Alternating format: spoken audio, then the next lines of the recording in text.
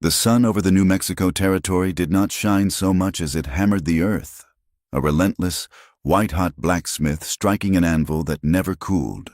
Here, in the southern stretch of the territory where the land crumbled away into the chaotic brokenness of the Mexican border. The geography was a testament to violence. It was a landscape of endless pale sand, hooked and thorny mesquite shrubs that clawed at passing trouser legs, and dry arroyos that scarred the earth like old knife wounds. In the distance, great red mesas rose up from the floor of the desert, shimmering and warping in the heat haze until they looked like ships adrift on a burning ocean. In the center of this desolation sat Perdido Wells, a town that had no business existing and yet clung to life with the stubborn desperation of a tick on a lean steer. The buildings were bleached gray by the wind and scoured raw by the sand that never stopped blowing. There was a livery, a mercantile with dusty windows, a church that stood empty more often than not, and the Golden Steer Saloon, which roared even when the rest of the town whimpered. But the heart of Perdido Wells was the windmill. It was a towering skeleton of iron and wood, its blades groaning a rhythmic, metallic song that could be heard for miles. Beneath it lay the only reliable deep well in 2 days of riding, and leaning against the rail of the raised platform that surrounded the pump, usually with a cigar clamped between his teeth, was Elias Briggs. Briggs owned the water, which meant he owned the town. He was a man of heavy appetites and heavier influence, with a chest like a barrel and eyes that missed nothing. He watched the daily struggle for survival with the detached interest of a boy watching ants in a jar. Below him, ranch hands rode out in suffocating dust clouds to check on cattle that grew leaner by the day. Women in faded calico hauled heavy wooden buckets from the public spigot, for which Briggs charged 2 cents a bucket. Mexican laborers and native workers, mostly Apache or Navajo men trying to exist on the fringes of the white man's law, waited at the back of the line, counting copper pennies in calloused palms. The dust was democratic. It gritted between the teeth of the banker and the beggar alike, settling in the corners of eyes and the creases of bed sheets. Lena Hart tasted that dust every time she drew breath, and she hated it with a quiet, simmering intensity. Lena was mid-20s, though the harsh country had stripped away the softness of her youth and left something sharper and more durable in its place. She was originally from Missouri, a place of green hills and rivers that ran cool and deep, but she tried not to think of that anymore. Memories of water only made the thirst worse. Her days were split into 2 heavy halves. In the mornings, she scrubbed floors and changed linens at the boarding house Briggs owned. In the evenings, she stood on the small wooden stage of the Golden Steer Saloon, singing ballads to men who smelled of sweat, horseflesh, and raw whiskey. It was mid-morning now, and the heat was already pressing down with a physical weight. Lena stepped out of the boarding house back door, hauling a basket of damp sheets to the clothesline. Her hair, the color of dark walnut shells, was pinned back severely, but stray tendrils escaped to stick to her damp neck. She was beautiful, but it was a beauty muted by exhaustion and guarded eyes. As she pinned a sheet to the line, Mrs. Gable, the wife of the town storekeeper, walked past on the boardwalk, holding the hand of her young son. Mrs. Gable was a woman who wore her respectability like a suit of armor. When she saw Lena, she didn't just look away. She practically threw her shoulder into a turn, dragging the boy to the other side of the street. "Don't look at her! Billy!" "Mrs." Gable hissed, loud enough to carry across the dusty thoroughfare. Lena did not flinch. She clipped the wooden pin onto the fabric with a steady hand. She was used to it, to the decent women of Perdido Wells. Lena was a stain. She was a widow who had not gone home to her family but had stayed to sing for money. She was a fallen woman, a creature of the night, existing outside the tight circle of church socials and Sunday dinners. The men were no better. They tipped their hats when they passed Mrs. Gable, but when they passed Lena, they slowed their walk, their eyes sliding over her figure with a crude, assessing familiarity. They made jokes that were not quite whispers, betting on how much it would cost to buy more than just a song. Lena finished hanging the laundry and wiped her hands on her apron. The rejection stung. It always did. But she had endured worse things than the judgment of small minds. Suddenly, the wind gusted, snapping the wet sheet like a whip. For a second, the sound threw her back in time. The memory hit her with the force of a physical blow. She was 22. The wagon was overturned. Its axle shattered on a hidden rock in the middle of a screaming sandstorm. The sand was not just in the air. It was a solid thing, flaying the skin from their faces.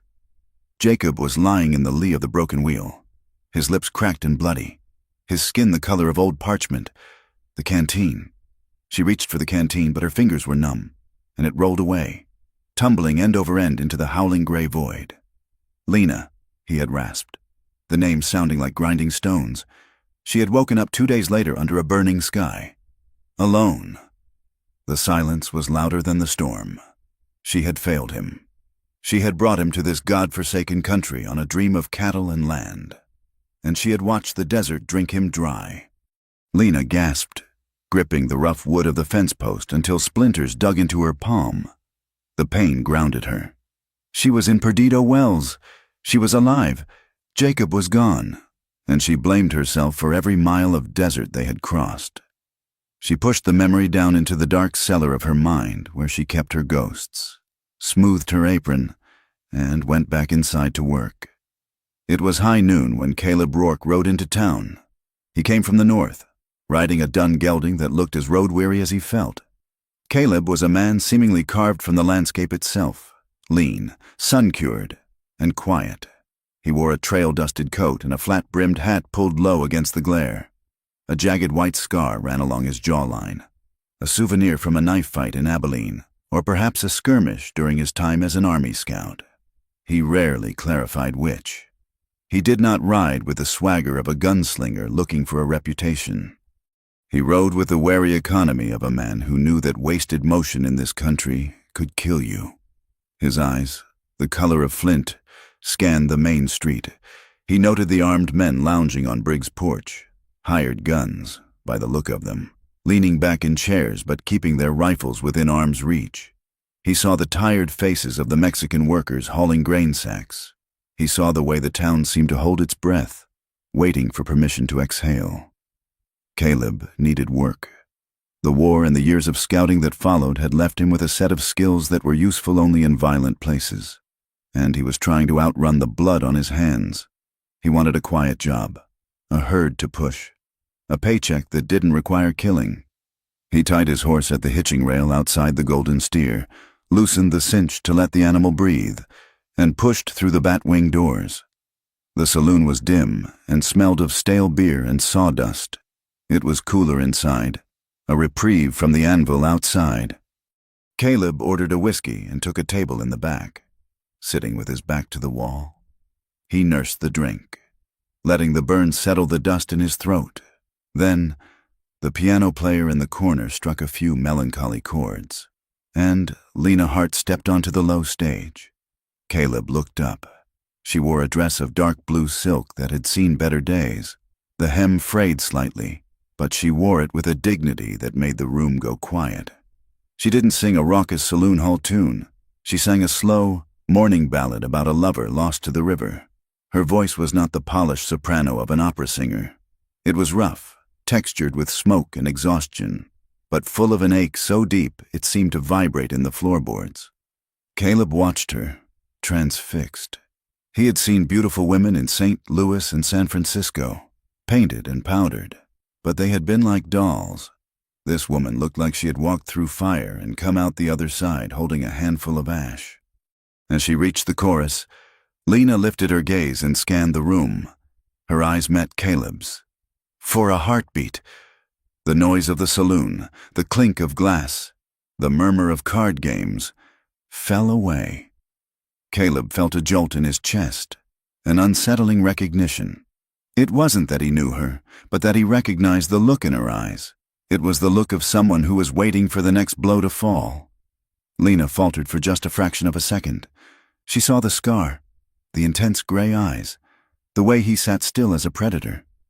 Men stared at her every night, stripping her with their eyes, But this man looked at her as if he were reading a letter she hadn't meant to send. She looked away quickly, finishing the song and stepping off the stage to scattered, lazy applause. That was quite a performance. A voice boomed.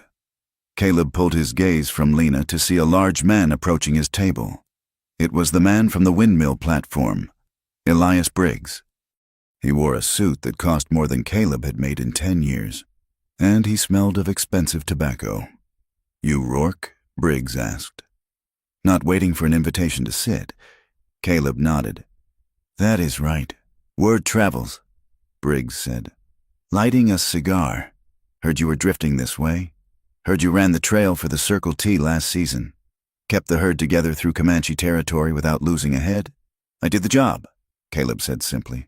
"I have a job," Briggs said, leaning forward. 3,000 head, north to the railhead in Colorado.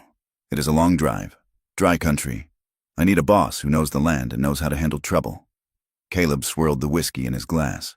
"Standard pay? Double," Briggs said, "plus a bonus upon delivery." Caleb narrowed his eyes.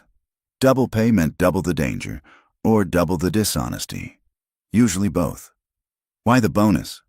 "Special cargo," Briggs said, his voice dropping an octave. "Hidden in the supply wagons. Just some hardware for a friend up north. Nothing you need to worry about.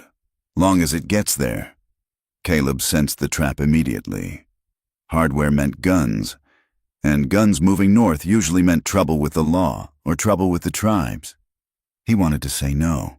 He wanted to ride out of Perdido Wells and never look back, but his pockets were empty, and his horse was lame in the left foreleg.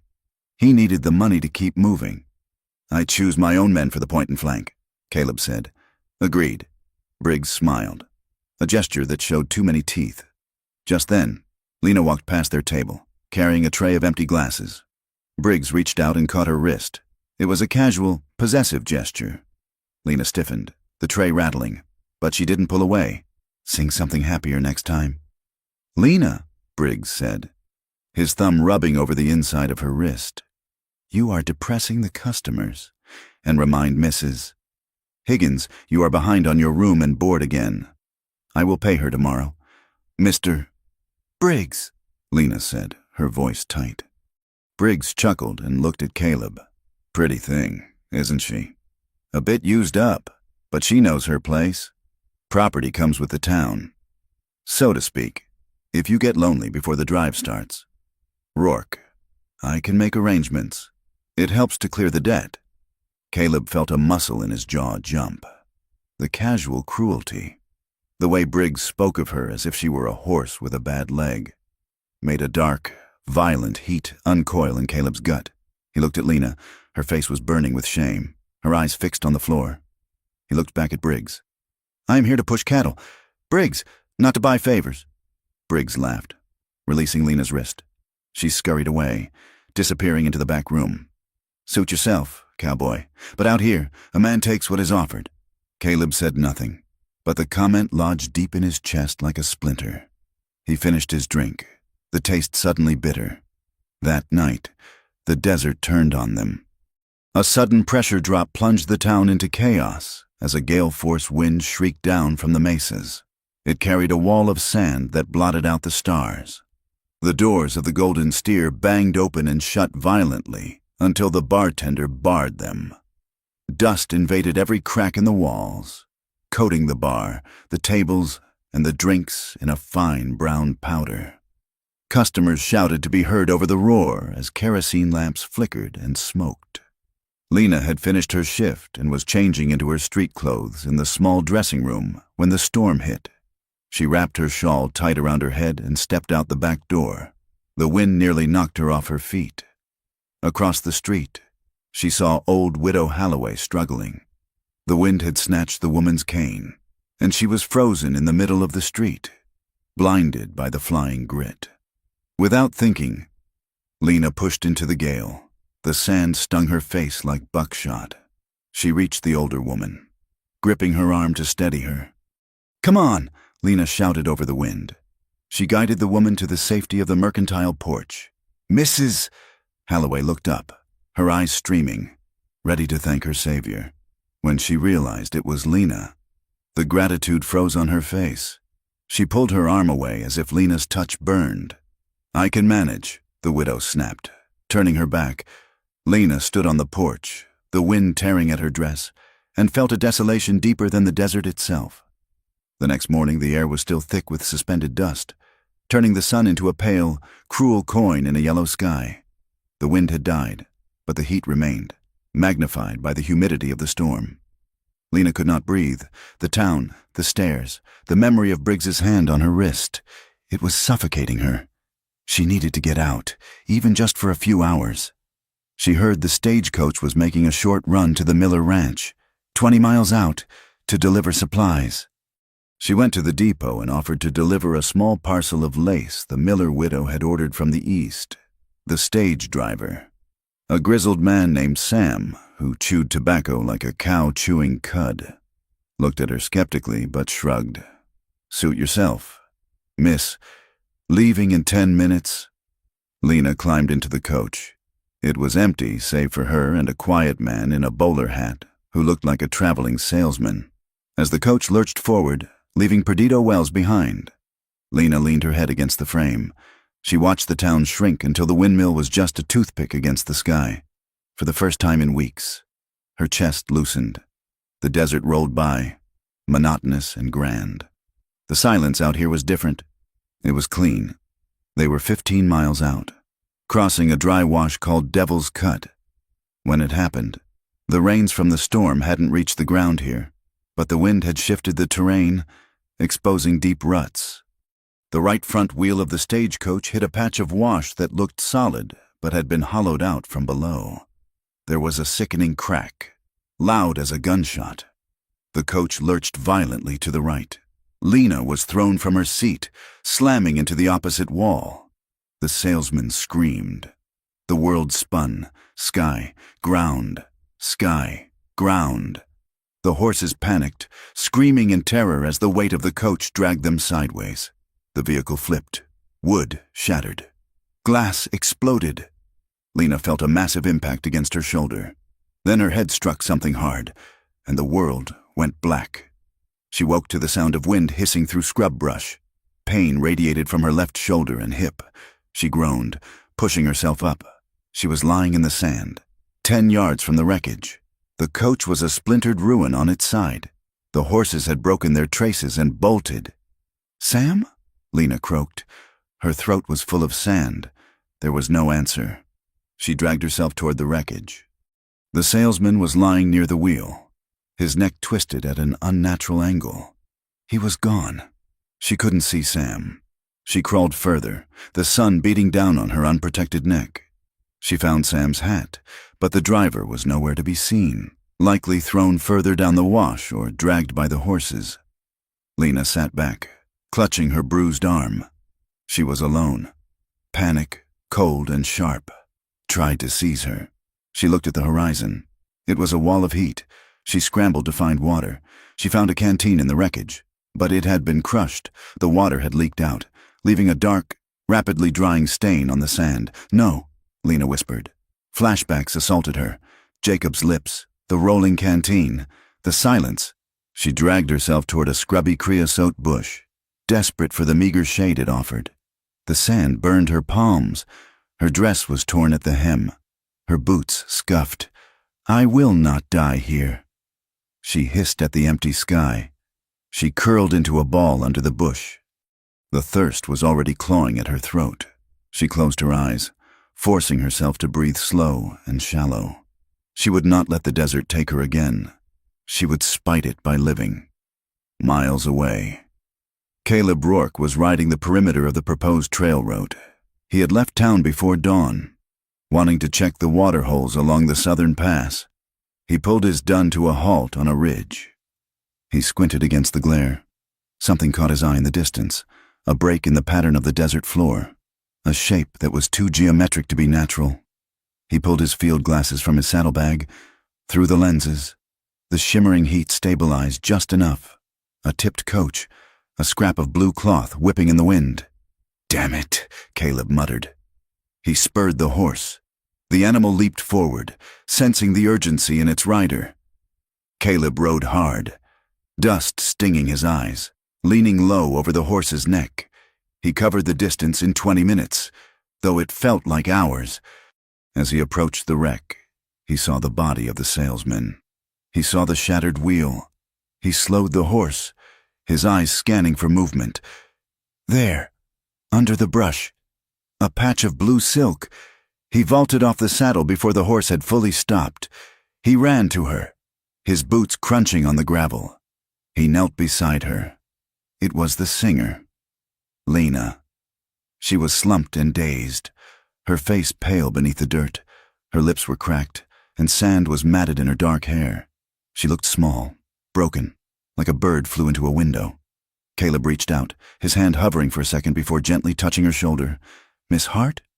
Lena flinched violently, her eyes flying open. They were wild, unfocused. She stared at him, not seeing him at first. "Water," she rasped. Caleb unhooked his canteen and uncorked it. Slowly, he commanded. He lifted it to her lips. She grabbed his hand, trying to gulp it down. He pulled it back gently. "Easy. You will make yourself sick. Just a sip." She swallowed, coughing, then took another sip. Awareness slowly returned to her eyes. She looked at the canteen, then up at his face. She saw the scar, the gray eyes. "You," she whispered. "The cowboy. Caleb Rourke," he said softly. "Are you broken anywhere?" "My shoulder," she said. "My hip. I think I am just bruised." Caleb checked her arms and legs with professional, impersonal hands. No broken bones that he could feel. She was lucky. Incredibly lucky. "The others?" she asked, her voice trembling. "Gone," Caleb said grimly. Lena closed her eyes, a tear cutting a track through the dust on her cheek. "The desert," she murmured. "It is always hungry." Caleb capped the canteen. "We need to move. The sun is only getting higher." He stood and offered her his hand. She looked at it, a large, calloused hand, scarred and stained with trail dust. She took it. He pulled her up, but her leg buckled. Caleb caught her, his arm going around her waist to support her. She was pressed against his chest.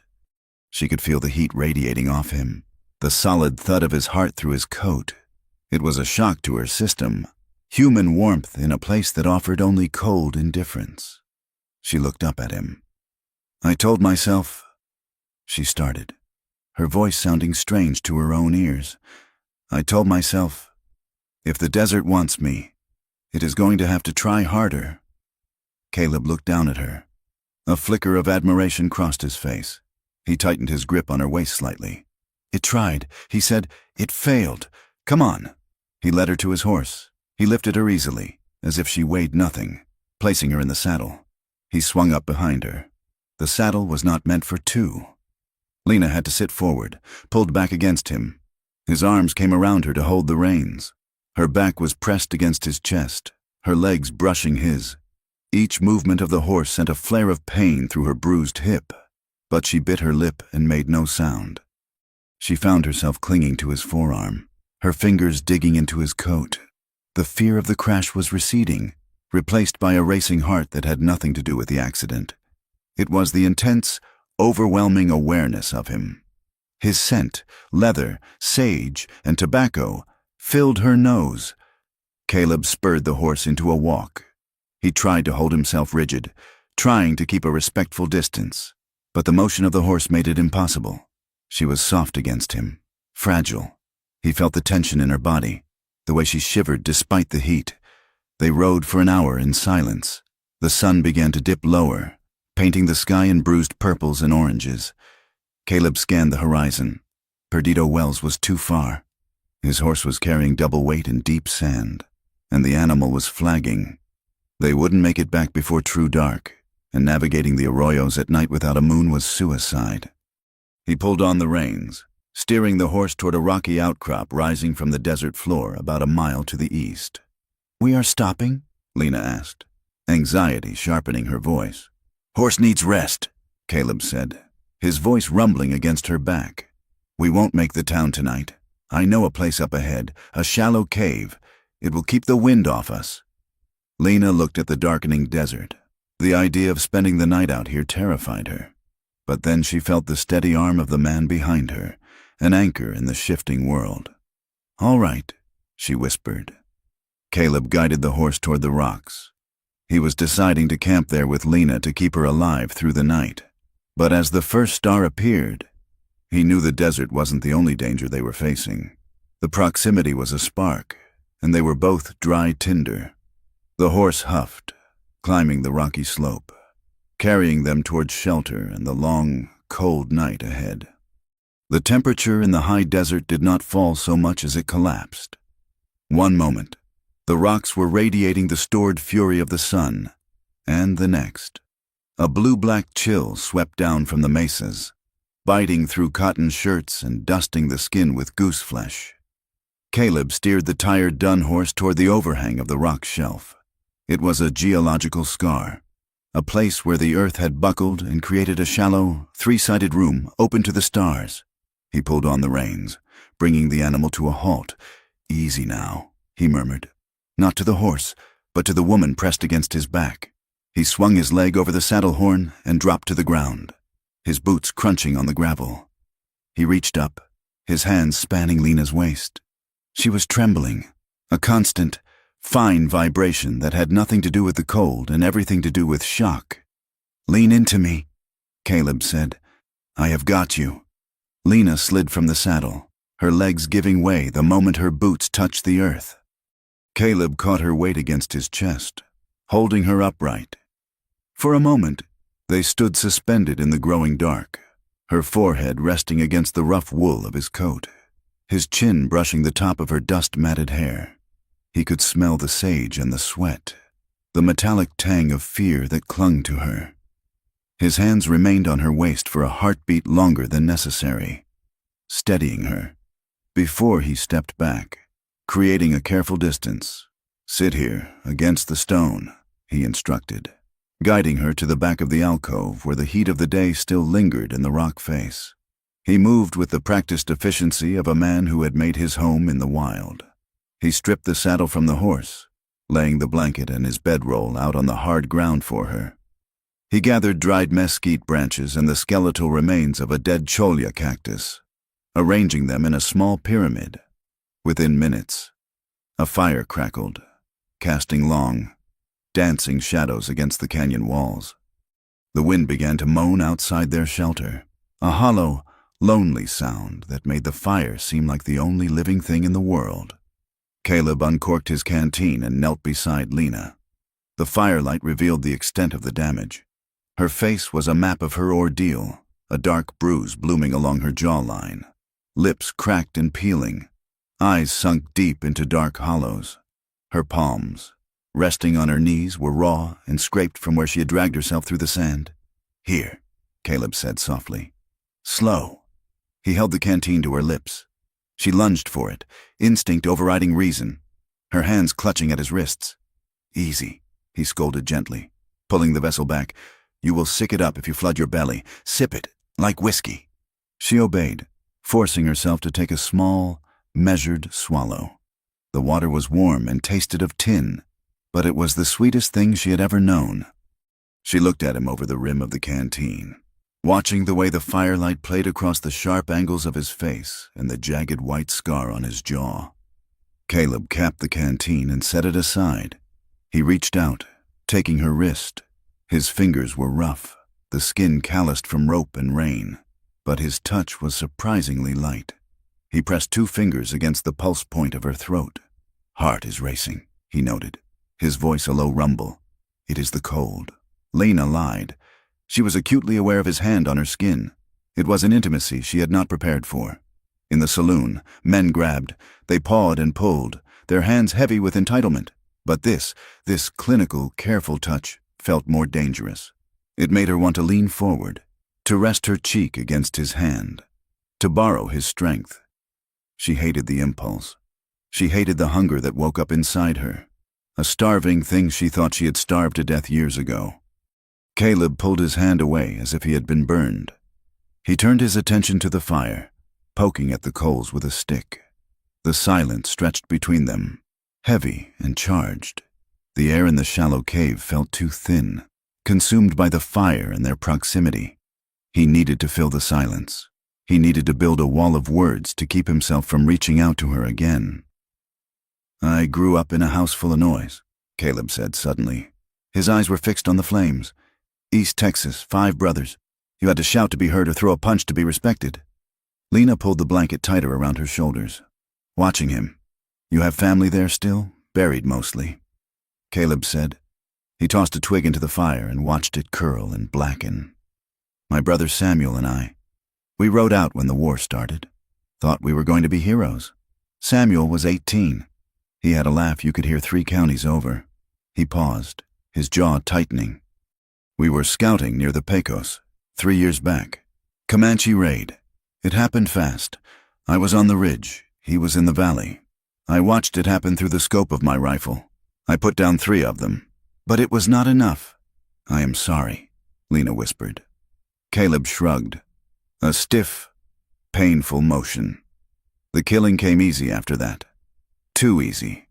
You learn where to aim, how to breathe. You stop seeing men and start seeing targets. I looked at my hands one day and realized they were stained. No amount of sand scrubs that off. Hands like mine, they are not meant for holding anything gentle. They are meant for breaking things." He looked at her then, his gaze intense and self-loathing.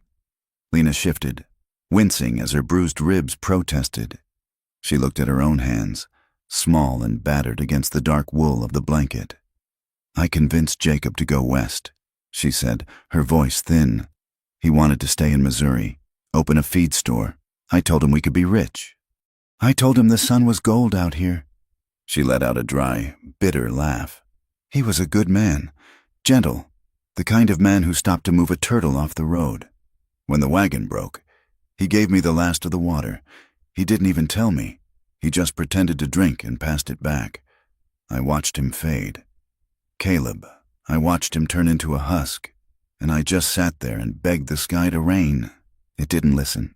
She looked up, meeting his eyes. "I have felt dry inside ever since, like I am filled with dust.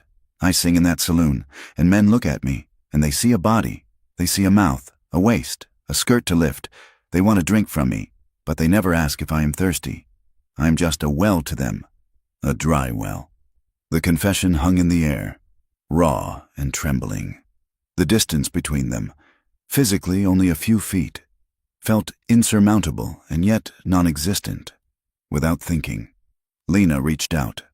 Her hand found his in the space between them. Caleb stiffened. He looked at her hand covering his, her skin pale against his weather-beaten knuckles. He could feel the heat of her palm, the desperate human need for connection. He squeezed her hand back, an instinctive, crushing grip. For a second, he leaned toward her. The firelight caught the gold in her eyes, the vulnerability that terrified him more than any Apache arrow. Then he pulled away. He yanked his hand back and stood up, pacing to the edge of the firelight. "Don't," he rasped. "Caleb, if I start," he said, his back to her, looking out at the black void of the desert, "I do not know if I can stop. I am not the man you want to save you. Lena, I am just the man who happened to be riding by." Lena's breath caught. The rejection stung, sharp and familiar. But beneath it was something else, a thrill. He wasn't rejecting her because she was broken. He was rejecting her because he was afraid of how much he wanted her. "Get some sleep," Caleb said, his voice rough. "We ride at first light." He sat near the entrance of the cave, his rifle across his lap, and kept watch over the darkness. Lena lay down, pulling the bedroll up to her chin, and watched the silhouette of his shoulders until exhaustion finally dragged her under. Dawn arrived not with a shout, but with a whisper. The desert turned a soft, bruising purple, then a pale, translucent pink, and finally, a brilliant, hard gold as the sun crested the mesas. They broke camp in silence. The intimacy of the night before hung around them like smoke, uncomfortable in the light of day. They avoided each other's eyes as Caleb kicked dirt over the fire. He led the horse to the rock shelf. "Up you go," he said. He placed his hands on her waist to lift her. She winced, sucking in a breath through her teeth. He paused, his grip tightening for a fraction of a second. supporting her weight entirely until she found her footing in the stirrup. "I have got you," he said again, the words a quiet echo of the night before. They rode back toward Perdido Wells. The world felt bigger now. The mesas seemed taller, the sky wider. The town, when it finally appeared on the horizon as a smudge of gray wood and turning iron, felt small, petty. As they rode down the main street, the town of Perdido Wells stopped. A silence rippled outward from their passing. The blacksmith lowered his hammer. The clerk sweeping the boardwalk leaned on his broom. They stared at the spectacle. The fallen woman, disheveled and dusty, her dress torn, riding behind the scarred drifter, her arms wrapped around his waist. Whispers fluttered like dry leaves. "Look at her," a woman hissed from the doorway of the mercantile. "Shameless. Been out all night," another voice murmured. "You know what that means." Caleb felt the judgment burning his back. He kept his eyes forward, his face a mask of stone, but his hand drifted down to rest on the butt of his revolver. He could feel Lena shrinking against his back, trying to make herself invisible. They reached the livery stable. Caleb swung down and helped Lena dismount. She stood unsteadily, brushing the dust from her skirts, trying to pin up her tangled hair. "Well now," a voice cut through the air. Elias Briggs stepped out of the shadows of the livery barn. He was immaculate in a dark suit, his boots polished to a shine that mocked the dust on everyone else. He looked at Lena, then at Caleb, his eyes narrowing. "We feared the worst." "Lena," Briggs said, moving closer. "When the stage didn't arrive, we thought the Apaches had taken you, or the heat. The stage crashed," Caleb said, stepping between Briggs and Lena. "Wheel broke at Devil's Cut. Driver and the passenger are dead." "Tragedy," Briggs said, though his voice lacked any weight of sorrow. "A terrible tragedy. But you seem to have found a guardian angel, my dear." He reached out, his hand cupping Lena's elbow. His fingers squeezed, digging into the tender flesh. It was a claim, a mark of ownership. "You look a wreck," Briggs said, his voice dropping. "Go get cleaned up. You have work tonight." Lena flinched but didn't pull away. She was too tired, too battered to fight him. Caleb stepped closer. It was a subtle movement, just a shift of weight, but it brought him within striking distance. His shoulder brushed Briggs's arm, forcing the other man to take a half step back or stand his ground and escalate. "She needs a doctor." "Briggs, not a shift," Caleb said, his voice low and dangerous. Briggs looked at Caleb, surprised by the insolence. A slow, cold smile spread across his face. He released Lena's arm. "She is tough. Rourke. She has to be. Living here. But you are right. Rest up. Lena, we will talk about your debts later." Briggs tipped his hat, his eyes lingering on Lena's torn bodice for a second too long, before turning and walking away. The boarding house smelled of boiled cabbage and lye soap. Lena sat on the edge of her narrow bed, staring at the wall. She had washed the sand from her face, but the grit felt permanent, embedded in her soul. There was a heavy knock on the doorframe. It wasn't a request. It was a notification. Briggs stood there, filling the doorway. "I brought the ledger." "Lena," he said, stepping inside without waiting for an invitation. "Please, Mr. Briggs," Lena said, standing up. "I am tired." "The doctor saw you," Briggs said, ignoring her. "He says you are fine. Bruised, but fine. That visit cost $2. Add that to the room, the food, the clothes. You are digging a deep hole." "Darling, I will work extra shifts," Lena said, her voice trembling. Briggs laughed softly. He walked a circle around her, inspecting her like prized livestock. "Singing does not pay that well. There are other ways to work off a debt, faster ways. You know I have always had a soft spot for you. Lena, even when you were playing the grieving widow." He stopped behind her, leaning in close. His breath smelled of whiskey and peppermint. "Stop fighting it. You belong to this town. You belong to me." Lena stiffened, old panic rising in her throat like bile. She stood rigid, terrified that if she moved, he would strike, or worse, he would touch her again. "I will have the money," She whispered. "We will see," Briggs said. He turned and walked out, leaving the door open. In the hallway, hidden by the shadows of the stairwell, Caleb stood frozen. He had come to check on her, to make sure she was all right. He had heard every word. His hands curled into fists at his sides, the knuckles turning white. His jaw was clamped so tight his teeth ached. He wanted to march into that room and beat Briggs until the man couldn't stand. He wanted to burn the ledger and the boarding house and the whole damn town. But he stopped. He knew men like Briggs. They held all the cards. If Caleb acted now, Briggs would have him arrested or shot, and Lena would be left alone, deeper in debt, with no one to watch her back. Violence was a tool, but it had to be used precisely. Caleb turned and walked back down the stairs, his boots silent on the wood, a cold fury settling in his gut. That evening, the sun painted the sky in streaks of violent orange and bruised purple. The air was cooling, but the heat radiating from the ground kept the world warm. Caleb finished his work at the corral, hanging the bridles in the tack room. He wiped the sweat from his neck with a rag and walked around the back of the saloon. He found her there. Lena was taking down sheets from the clothesline, the white fabric glowing in the twilight. She moved slowly, favoring her left side. Caleb cleared his throat. Lena jumped, dropping a clothespin. When she saw it was him, her shoulders relaxed. "You are lurking, Cowboy," she said, trying for a smile but failing. "Just walking," he said. He moved closer, picking up the clothespin from the dirt and handing it to her. "I wanted to say—" Caleb started, looking at his boots, then at the horizon, then finally at her. "I'm sorry about this morning. The way they looked at you, it wasn't right. You deserve better than their mouths." Lena let out a short, sharp breath.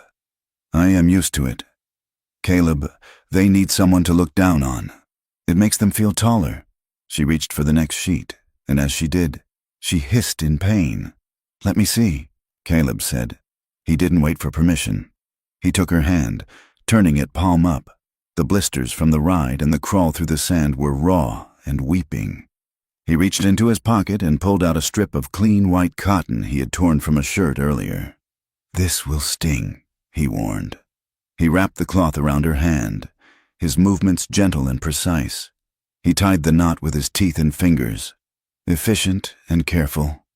"You are not made to be worn down like this, Lena," he said softly. His head bent over her hand. "You are not leather. You are silk. They are using you to scrub the floor." Lena looked at the top of his head, at the dust in his dark hair. Her chest ached with a sudden, overwhelming pressure. It was the kindness. It was sharper than the cruelty. "The desert is kinder than this town," she whispered. "At least the desert kills you quick. It doesn't bleed you dry for years." Caleb looked up. Their faces were inches apart. The twilight had deepened, blurring the edges of the world, leaving only the two of them in sharp focus. He still held her hand. His thumb brushed the inside of her wrist, a slow, lingering caress that sent a shiver racing up her arm. "Lena," he breathed. She didn't pull away. She leaned in, just an inch. Her eyes searched his, asking a question she didn't have words for. The air between them hummed. They hovered on the precipice, the edge of a kiss that could change everything. Caleb swallowed hard. He began to lean forward. Slam! The back door of the saloon burst open. A wave of raucous laughter and tinny piano music spilled out into the quiet yard. Two men stumbled out, arguing loudly about a poker hand. The spell shattered. Caleb dropped her hand and stepped back, turning toward the fence. Lena grabbed the laundry basket, pulling it against her chest like a shield. "Good night, Caleb," she whispered, and fled toward the back door of the boarding house. Caleb stood alone by the fence, listening to the laughter, his heart hammering against his ribs like a trapped bird. The next morning, the tension in Perdido Wells was palpable. The heat had returned with a vengeance. Briggs found Caleb at the livery stable, checking the hooves of the trail horses. Rourke, Briggs barked. Caleb didn't look up immediately. He finished picking a stone from the hoof of a sorrel mare, dropped the leg, and wiped his hands. "Mr. Briggs, I saw you talking to the girl last night," Briggs said, his eyes hard. "I thought I gave you a friendly warning. I was just helping her with a bandage," Caleb said evenly. "Do not waste your time." Briggs sneered. "A woman like Lena Hart. She is good for one thing, and once you have had that, you will realize she is just like the rest of the dust in this town, cheap and plentiful." Caleb stared at Briggs. The urge to strike the man was a physical itch in his knuckles. "She is a human being, Briggs, not a heifer to be traded." Briggs laughed, a dry, dismissive sound. "You have got a soft heart. Rourke, that will get you killed out here. Now, forget the girl. We have business." Briggs motioned for Caleb to follow him into the tack room. He closed the door, cutting off the light. "The drive starts in 2 days," Briggs said, his voice dropping to a murmur. "But the cattle are just the cover. I figured," Caleb said. "I have got 3 wagons loaded with Winchester repeaters. New model. They are going to a buyer south of the border, a general who is trying to carve out his own piece of Mexico. That is illegal," Caleb said. "And it is treason if the army finds out. The army is busy chasing Apaches." Briggs said, "And the border, well, the border is just a line on a map. The pay is $500. Rourke, each," Caleb did the math. $500 was enough to buy a small ranch, enough to disappear. "The route?" Caleb asked. "Through the Devil's Spine." Briggs said, "No patrols there, just rock and snakes. You get the herd to the rendezvous. You hand over the wagons, and you come back rich. Just make sure no one asks questions, especially not your men." Caleb nodded slowly. "I will handle the men." "Good.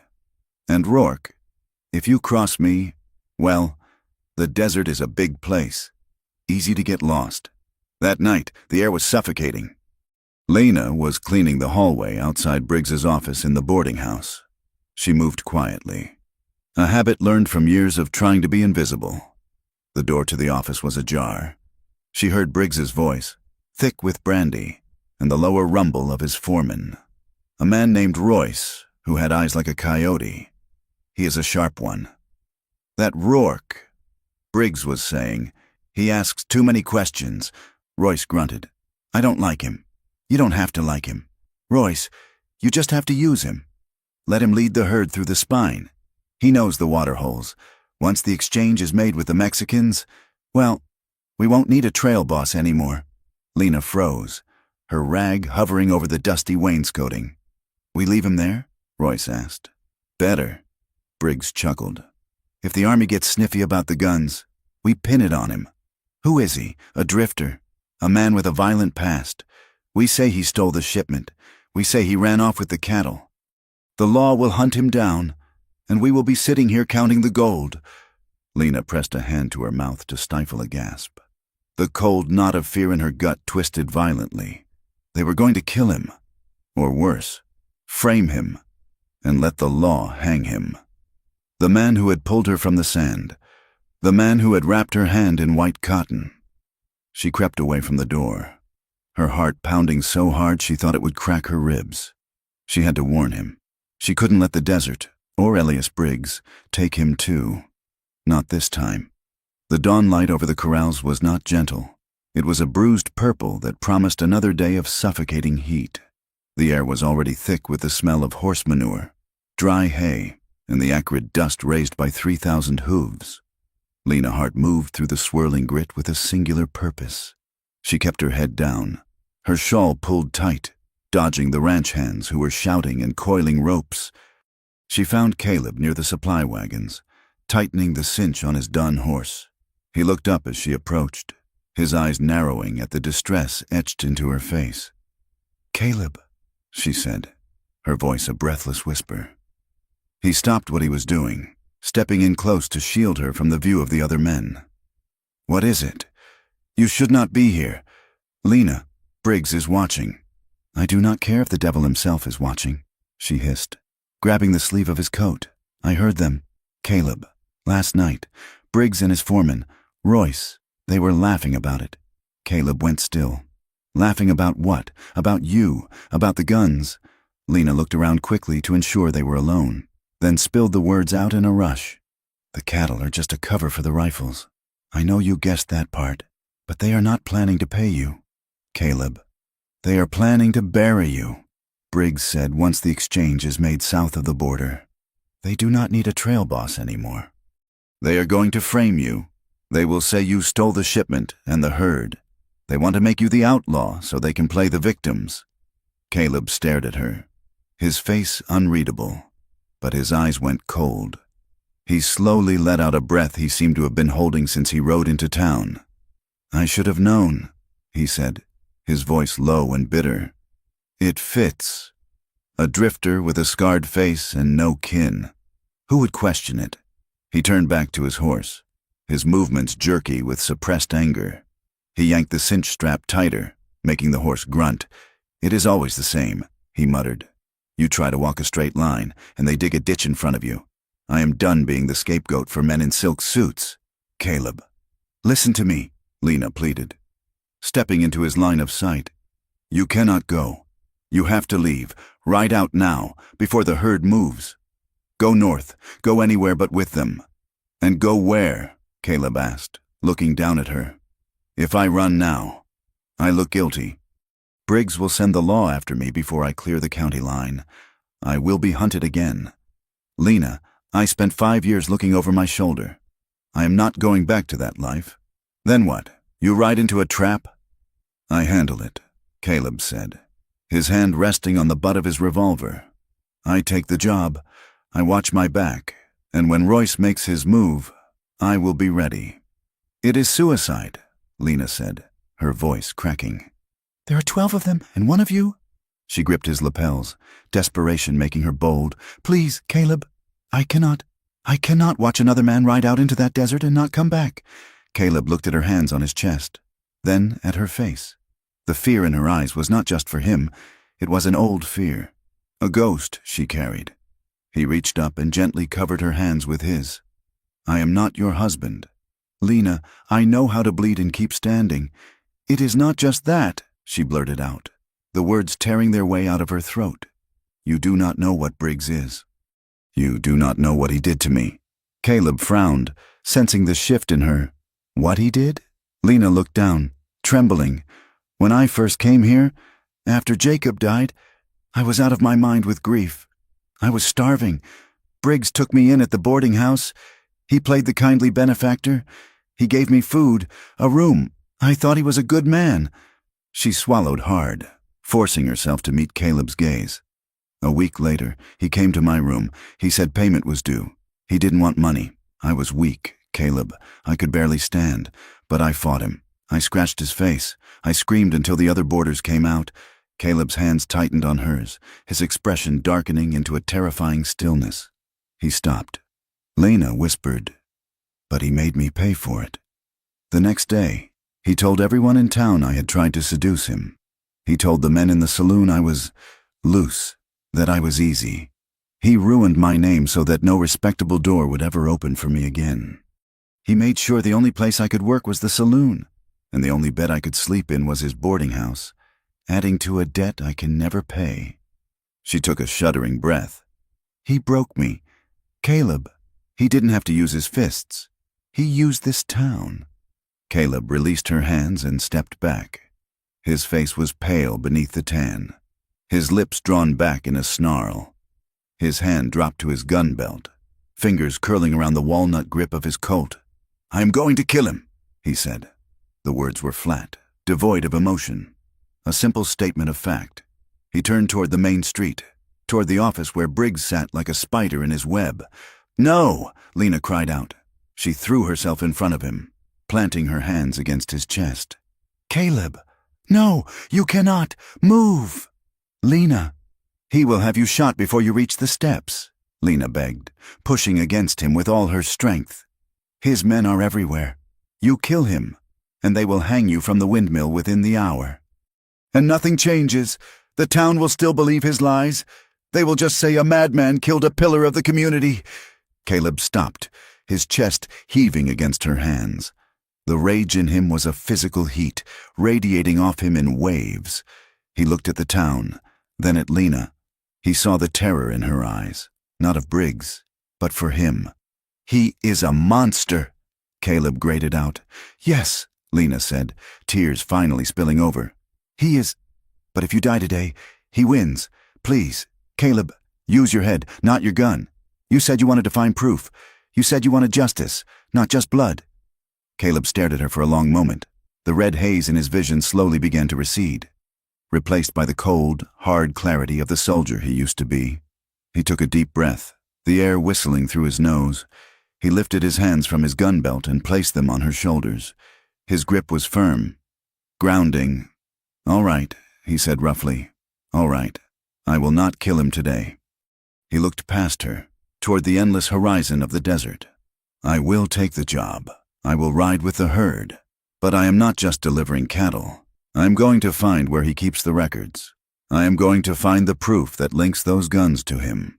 And when I come back, I am going to bring the whole world down on his head." "You promise?" Lena whispered. "I cannot promise I will come back."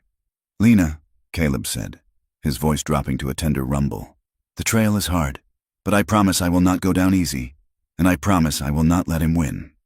Lena looked at him, seeing the scars on his face and the resolve in his eyes. He was the most dangerous man she had ever met, and the only safe harbor she had ever known. "Trust me," he said. She nodded, unable to speak. Then, abandoning all propriety, she stepped forward and wrapped her arms around his waist, burying her face in his coat. She held him tightly, desperate to imprint the feel of him against her memory. Caleb hesitated for a fraction of a second. Then his arms came around her. He held her hard, his chin resting on the top of her head. For a moment, amidst the dust and the noise of the cattle, they were the only two people on earth. Then he pulled away. He had to. If he stayed a moment longer, he would never leave. He swung into the saddle, the leather creaking.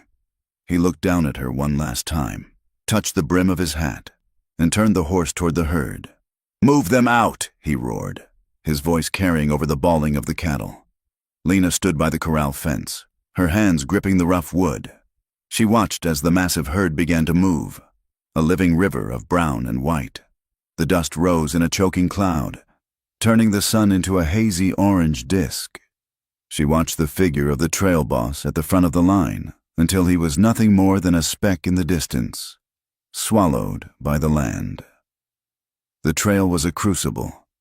For 10 days, the herd moved north and west, cutting through a landscape that seemed determined to kill them. The heat was a physical weight, pressing down on the men and the animals until the air shimmered and danced. Caleb rode point, his eyes scanning the horizon for water, for Apaches, for trouble. He slept in 4-hour shifts. He ate dust and dried beef. He felt the eyes of Royce and the other men on his back, heavy with secrets. The desert showed no mercy. The afternoons were blistering ovens that cooked the moisture right out of a man's skin. The nights were frigid, the temperature plummeting as soon as the sun vanished, forcing the men to huddle in thin wool blankets, shivering against the hard ground. On the 5th day, they reached Sweetwater Springs, a watering hole Caleb had relied on for years. It was bone dry. The mud at the bottom was cracked and baked into a mosaic of tiles. The cattle smelled the lack of water and began to low, a mournful, panicked sound. "We push on to the Bravo tank," Caleb ordered, his voice rasping. "It is another 20 miles. 20 miles in this heat will kill the weak ones," Royce argued, sitting casually on his horse. "Then they die," Caleb said flatly. "But if we stop, they all die. Get them moving. They lost 3 steers that afternoon. One collapsed near a patch of prickly pear, its ribs heaving, tongue lolling out in the dust. It tried to rise, its legs thrashing weakly, but it didn't have the strength." Caleb rode back to it. He looked at the animals suffering. He drew his revolver. He didn't look away as he pulled the trigger. The crack of the gunshot echoed off the canyon walls, a sharp punctuation mark to the day's misery. That night, while the men slept and the cattle settled into an uneasy rest, Caleb moved silently through the camp. The supply wagons were parked in a tight circle. The driver, a man loyal to Briggs, was snoring under the axle. Caleb slipped inside the canvas covering of the lead wagon. It was stacked high with sacks of grain and coffee, but underneath the sacks, bolted to the floorboards, were long, heavy wooden crates. Caleb pulled out his knife and carefully pried the lid of one crate open. The moonlight filtered through the canvas, gleaming on the blue-black steel of new Winchester repeating rifles. They were packed in grease and straw, dozens of them. Caleb stared at the weapons. A cold dread settled in his stomach, heavier than the beef he'd eaten for dinner. He knew what these were. He had seen what a dozen men with repeaters could do to a village armed only with bows and old muskets. He remembered the smoke, the screams of women, the bodies of children scattered like broken dolls. These weren't just guns. They were death warrants for people who had no idea they were coming. He lowered the lid and pressed it back into place. He couldn't just deliver them. He couldn't walk away with his $500 and let the blood soak into the ground south of the border. He slipped back out into the night, his mind racing. He needed a plan, but he was running out of time. Back in Perdido Wells, the atmosphere was poisonous. Without Caleb's presence, the town seemed to shrink back into its old, cruel habits. Lena felt the change immediately. The protective bubble he had briefly created around her had popped.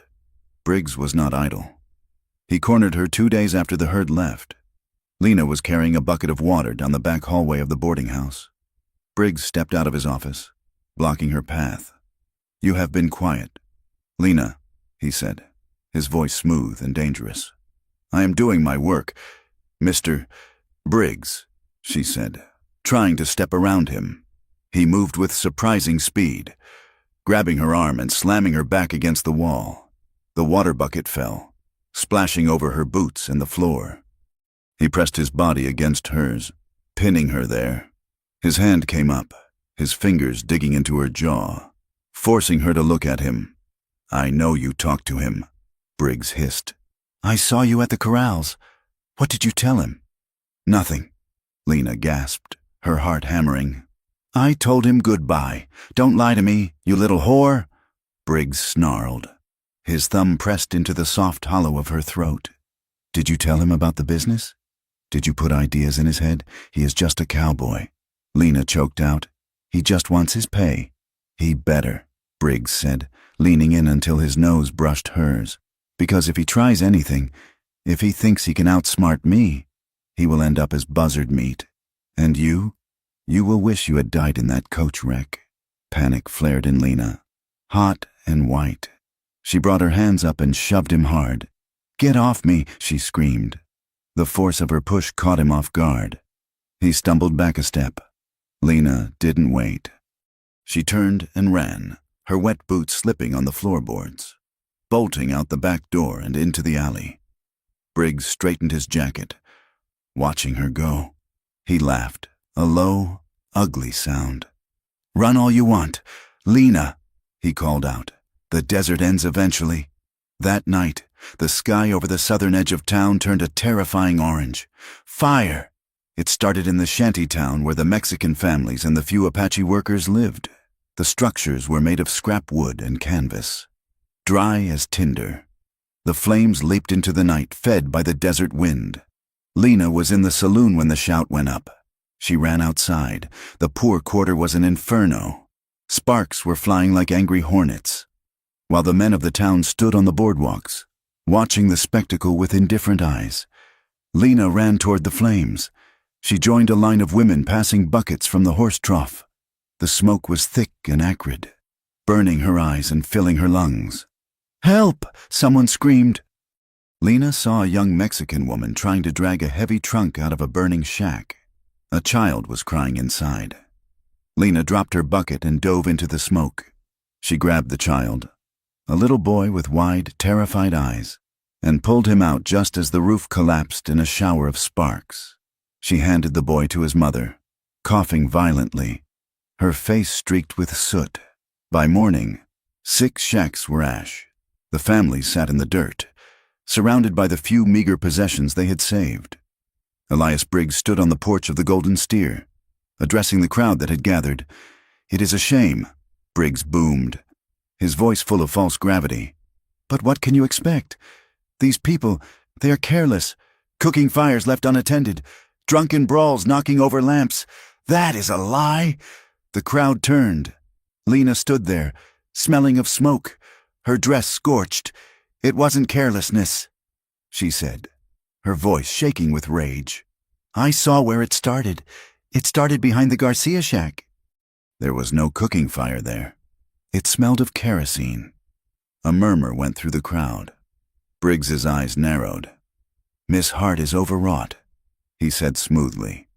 "The smoke has confused her. We all know how emotional she gets. Maybe it is time they moved on," a voice shouted from the back. "One of Briggs's hired guns. They are a danger to the town. Driving out the Mexicans and the savages would make us all safer." "Yeah," another voice agreed. Lena looked around at the faces of the townsfolk. She saw fear, yes, but she also saw a hardening prejudice, a willingness to blame the helpless rather than face the truth. "You are monsters," she said, her voice cutting through the murmurs. "They lost everything, and you want to kick them while they are down? You had best watch your tongue." "Lena," a churchwoman snapped, "you have already taken their side. Maybe you should go with them." Lena stood alone in the street, isolated by her courage. She realized then that the fire wasn't just an accident or an act of cruelty. It was a distraction. It was a way to tighten the screws, to make everyone afraid, to make sure Briggs remained the only power that mattered. The trail led them into the Devil's Spine. It was a jagged, twisting canyon of red rock, where the walls rose 500 feet on either side, blocking out the sun for most of the day. The path was narrow, the footing treacherous. Caleb felt the hair on the back of his neck stand up. It was the perfect place for an ambush. He reined in his horse, signaling for the herd to slow. Royce rode up beside him. "Why are we stopping? Something feels wrong," Caleb said, his eyes scanning the rim of the canyon. "You are jumping at shadows." "Rourke," Royce said, a sneer curling his lip. Suddenly, Royce whistled sharp and loud. From behind the boulders ahead, 4 riders emerged. They weren't strangers. They were men from the drag position of their own drive. They had circled around. Caleb went for his gun, but he was too slow. Royce already had his revolver drawn and leveled at Caleb's chest. "Easy." "Rourke," Royce said, "unless you want a hole in your shirt?" Caleb froze, his hand hovering over his Colt. He looked around. He was surrounded. "Get down," Royce commanded. Caleb slowly dismounted, keeping his hands visible. He stepped away from his horse. "What is this, Royce?" Caleb asked, his voice calm despite the adrenaline flooding his veins. "Change of plans," Royce said, swinging down from his saddle. "The boss says your contract is terminated." With a nod from Royce, the men moved in. It wasn't a fight. It was an execution. One man swung a rifle butt, catching Caleb in the kidneys. He buckled, gasping. Another kicked his legs out from under him. Caleb hit the sand hard. He tried to scramble up, driving his fist into the jaw of the nearest man, feeling bone crack, but there were too many of them. A boot slammed into his ribs, then another into his face. Light exploded behind his eyes. He tasted copper and dust. "Hold him up," Royce ordered. 2 men grabbed Caleb's arms, hauling him up. He hung there, half conscious, blood streaming from a cut above his eye. "You are a thief, Rourke," Royce said, smiling. "You tried to steal the guns. You tried to steal the herd, but we stopped you. You, lying." "Snake," Caleb spat, blood spraying onto Royce's shirt. Royce wiped it off calmly. Then he drew back his fist and drove it into Caleb's stomach. Caleb retched, his knees giving way. "Drop him," Royce said. "They let him fall." Caleb lay face down in the dirt, breathing in shallow. Ragged gasps. "Take his horse. Take his gun. Leave him for the coyotes." He heard the creak of leather, the jingle of spurs. He heard Royce laugh. "Let's move. We have a delivery to make." The sound of hooves faded. The dust settled. Silence returned to the canyon. Caleb woke to the sound of buzzing. Flies were crawling on his face, drawn to the blood. He tried to swat them away, but his arm felt like it was made of lead. He groaned and rolled onto his back. The sky was a fading orange blade slicing across the jagged horizon. Dusk. Pain was a living thing. His ribs screamed with every breath. His head throbbed with a dull, sickening rhythm. He dragged himself to a sitting position. The world spun. He vomited bile into the sand. He looked around. He was alone. No horse, no water, no gun. He checked his pockets. They had taken his knife. He was 20 miles from the nearest water, in the middle of the devil's spine, wounded and unarmed. They didn't just beat me, he thought, his mind sluggish. They killed me. They just didn't finish the job. He dragged himself toward the shade of a small boulder. He leaned his head back against the rock. They would return to town. They would tell the story. Caleb Rourke, the thief, the traitor, Lena. The thought of her hit him harder than the rifle butt. She would hear the lie. She would think he had taken the money and run. She would think he had abandoned her, just like everyone else. "No," he rasped, his voice a broken croak. He forced his eyes open. He looked at the darkening sky. "I am not dead yet." Briggs. The news hit Perdido Wells 2 days later. Royce rode in alone, looking exhausted and dusty. Playing the part of the hero perfectly, he went straight to the saloon, ordered a whiskey, and told the room the tale. Rourke turned on us. Royce said, his voice carrying to the corners of the room, "We caught him trying to turn the herd south, toward the border. He had a deal with some banditos. We had to fight him off. He ran like a coward when we drew iron. Took a horse and scattered some of the cattle." A murmur of outrage went through the saloon. I knew it. A man said, "Never trust a drifter." Briggs came down from his office, feigning shock. "My cattle?" Briggs asked. "My investment? We saved most of it. Mr. Briggs," Royce said. "But Rourke got away with the best horses and maybe 50 head. Briggs shook his head, looking like a disappointed father. "I misjudged him. I thought he was a man of honor. It just goes to show. You cannot help some people. They are born bad." Lena was wiping down a table near the back. She heard every word. The tray in her hands clattered to the floor. Everyone turned to look at her.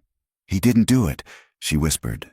"Lena," Briggs said sadly, "I know you had a fondness for him, but facts are facts. He ran. He left you. He didn't run," she shouted, her voice shrill. "You set him up. You sent him out there to die." She looked around the room, begging someone to believe her. "Don't you see? It is a lie. He wouldn't steal. He wouldn't run." The townsfolk looked at her with pity and disdain. To them, she was just the hysterical saloon singer, defending her lover. "He is gone. Lena, Mrs.," Gable said from the doorway. "He made a fool of you. Accept it." Lena backed away, shaking her head. "No, no." She turned and ran out of the saloon, ignoring Briggs' calls. She ran to the edge of town, where the buildings gave way to the scrub brush. She stood there, staring out into the vast, empty darkness of the desert. Her heart felt like it had been ripped open. Part of her, the part that had been hurt so many times, wanted to believe it. It was easier to believe he was a thief than to believe he was dead. If he was a thief, he was alive somewhere. But she remembered his eyes at the corral. She remembered his hands on her shoulders. "Trust me, he didn't leave me," she whispered to the wind.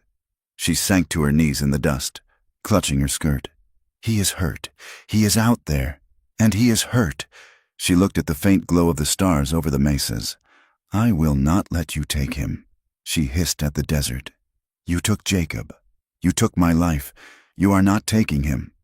She sat there as the moon rose, a small, defiant figure against the night, refusing to accept the ending they had written for her. She would wait, and if he didn't come, she would go find him. The silence of Perdido Wells was heavier than the heat. It was a suffocating blanket that settled over the town the moment the sun climbed past the windmill. To Lena Hart, sitting on the edge of her narrow bed in the boarding house, the silence sounded like an accusation. She could hear the blood rushing in her ears, a rhythmic thumping that matched the beat of the distant windmill pump. Every time she closed her eyes, She saw Caleb's face as he had looked at the corrals, grim, determined, asking her to trust him. And then she heard the voices in the saloon, the easy lies spilling from Royce's mouth, the way the town had nodded and accepted that the drifter was a thief. They were wrong. She knew it in her marrow. Caleb Rourke had not run. He was out there, somewhere in the jagged expanse of the Devil's Spine, and he was alone. Lena stood up, the motion sudden and sharp. She smoothed the front of her faded blue dress. She could not stay here. If she stayed, she would suffocate. If she stayed, she would be accepting Briggs's version of the world, a world where money bought truth and the vulnerable were ground into dust. She packed a small canvas sack with the barest essentials, a tin of dried beef, a box of matches, a small knife she used for paring apples, and the last of her water. She counted the coins in her pocket, $4.30. It was everything she had saved for months. She waited until the siesta hour, when the sun was a white hammer beating the streets empty. She slipped out the back door of the boarding house, moving through the shadows of the alleyways toward the livery stable. The stable boy was asleep on a pile of hay, his hat pulled over his eyes. Lena moved quietly to the back paddock. There was a bay gelding there, a horse with a white star on its forehead and a tired gait. It wasn't fast, but it was sturdy. She worked quickly, her hands trembling as she saddled the animal. She wasn't a thief. The guilt gnawed at her, but the fear for Caleb gnawed harder. She took an old envelope from her pocket and wrote a note in pencil. Borrowed. Will return or pay full value. L.H. She wrapped the $4 and the coins inside the paper and wedged it under a loose board near the tack room door where the owner would find it. She led the horse out the back gate, walking it until they were well past the last shanty. Then she mounted. The saddle was hot against her legs. She turned the horse's nose toward the jagged line of the horizon, toward the place where the sky turned the color of a bruise. Go, she whispered. The desert did not welcome her. Within an hour, the town was gone, swallowed by the heat haze. The world became a wavering mirage of brown and gray. The sun was a physical weight on the back of her neck, a heavy hand pressing her down. Her dress, damp with sweat, clung to her skin like a second, suffocating layer. Lena was not a tracker. She could not read the story of the earth like Caleb could, but the trail left by 3,000 head of cattle was a highway of churned earth and dung that even a child could follow. She rode along the edge of the devastation, keeping her eyes fixed on the distance. The thirst came first. It started as a dryness in the back of her throat and quickly grew into a clawing need. She took small sips from her canteen, rationing it, but the heat sucked the moisture from her body faster than she could replace it. As the miles dragged on, the silence of the desert began to peel away the layers of her mind. The present moment blurred with the past. The squeak of the wagon wheel, that was what she heard. Not the horse's hooves, but the rhythmic squeak of the wagon that had carried her and Jacob West 5 years ago. She blinked, and for a second, the bay horse's neck looked like the mule Jacob had driven. She saw Jacob sitting beside her, his face coated in dust, his eyes bright with a feverish hope. Almost there. Lena, he said, his voice scratching like dry leaves. Just over that ridge. The land is green on the other side. Lena shook her head violently, trying to dislodge the memory. No, she said aloud. Her voice was a croak in the vast emptiness, but the desert didn't care about her denial. The wind picked up, tossing sand into the air, and suddenly she was back in the storm. The sky turned a terrifying, bruising purple. The sand wasn't just in the air, it was the air. Jacob was coughing, a wet, hacking sound that tore at her heart. The wagon lurched. He fell. She was holding his hand, screaming his name over the howl of the wind. But he was staring past her, staring at something she couldn't see. His grip went slack. That was the moment the world ended, not with a bang, but with the sudden, terrible weightlessness of a hand letting go. Lena gasped, jerking the reins. The bay horse danced sideways, startled. She was back in the present. The sun was dipping lower, turning the shadows of the mesquite bushes into long, grasping fingers. Her head pounded with a dull, rhythmic throb. She looked at the canteen. It was nearly empty. "You haven't learned." The wind seemed to whisper. "You think you can cheat the sand twice? I'm not cheating," Lena muttered, her lips cracking. "I'm fighting." She forced the horse on. The tracks of the herd were diverging now, scattering as if the cattle had been spooked. She saw the signs of a struggle in the dirt. Deep furrows, a discarded hat that had been trampled into the earth. He was here, she thought, panic spiking in her chest. But the light was failing. Her vision was blurring at the edges, tunneling down to a pinprick. She felt dizzy, swaying in the saddle. She couldn't go on. Not in the dark, not like this. She spotted a leaning rock formation 100 yards off the trail, a slab of sandstone that offered a sliver of shade. She steered the horse toward it. Dismounting was a controlled fall. Her legs buckled when they hit the ground. She caught herself on the stirrup, breathing hard. She tethered the horse to a shrub and sank down in the shadow of the rock. She lifted the canteen. It felt terrifyingly light. She took a sip, just enough to wet her tongue. "Caleb," she whispered. "Please be out here." She closed her eyes, and the darkness behind her lids was filled with the ghosts of the men she had lost. 2 miles to the west, in the dry wash of a nameless arroyo, a man was dying. Caleb Rourke moved with the agonizing slowness of a cripple. He was using a piece of deadwood as a cane, leaning his weight on it with every step. His left eye was swollen shut, a purple and black ruin. His ribs grated together every time he took a breath, sending white-hot lances of pain through his chest. He had been walking for 2 days, or maybe it was 3. Time had lost its meaning. There was only the sun, the pain, and the thirst. He had sucked on pebbles to keep the saliva flowing. He had dug for water in a damp patch of sand and found only mud. He was burning up, fever raging through his blood, turning the desert into a hallucination. He looked up. Shadows were circling overhead, vultures, patient bastards. Caleb rasped.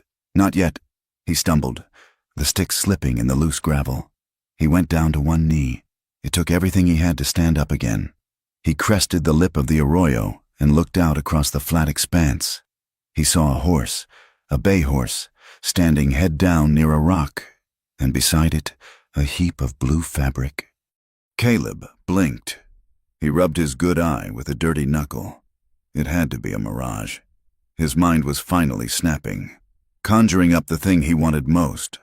But the horse swished its tail. A mirage didn't swish its tail. "Lena," he croaked. The name tore his throat. He forced his legs to move.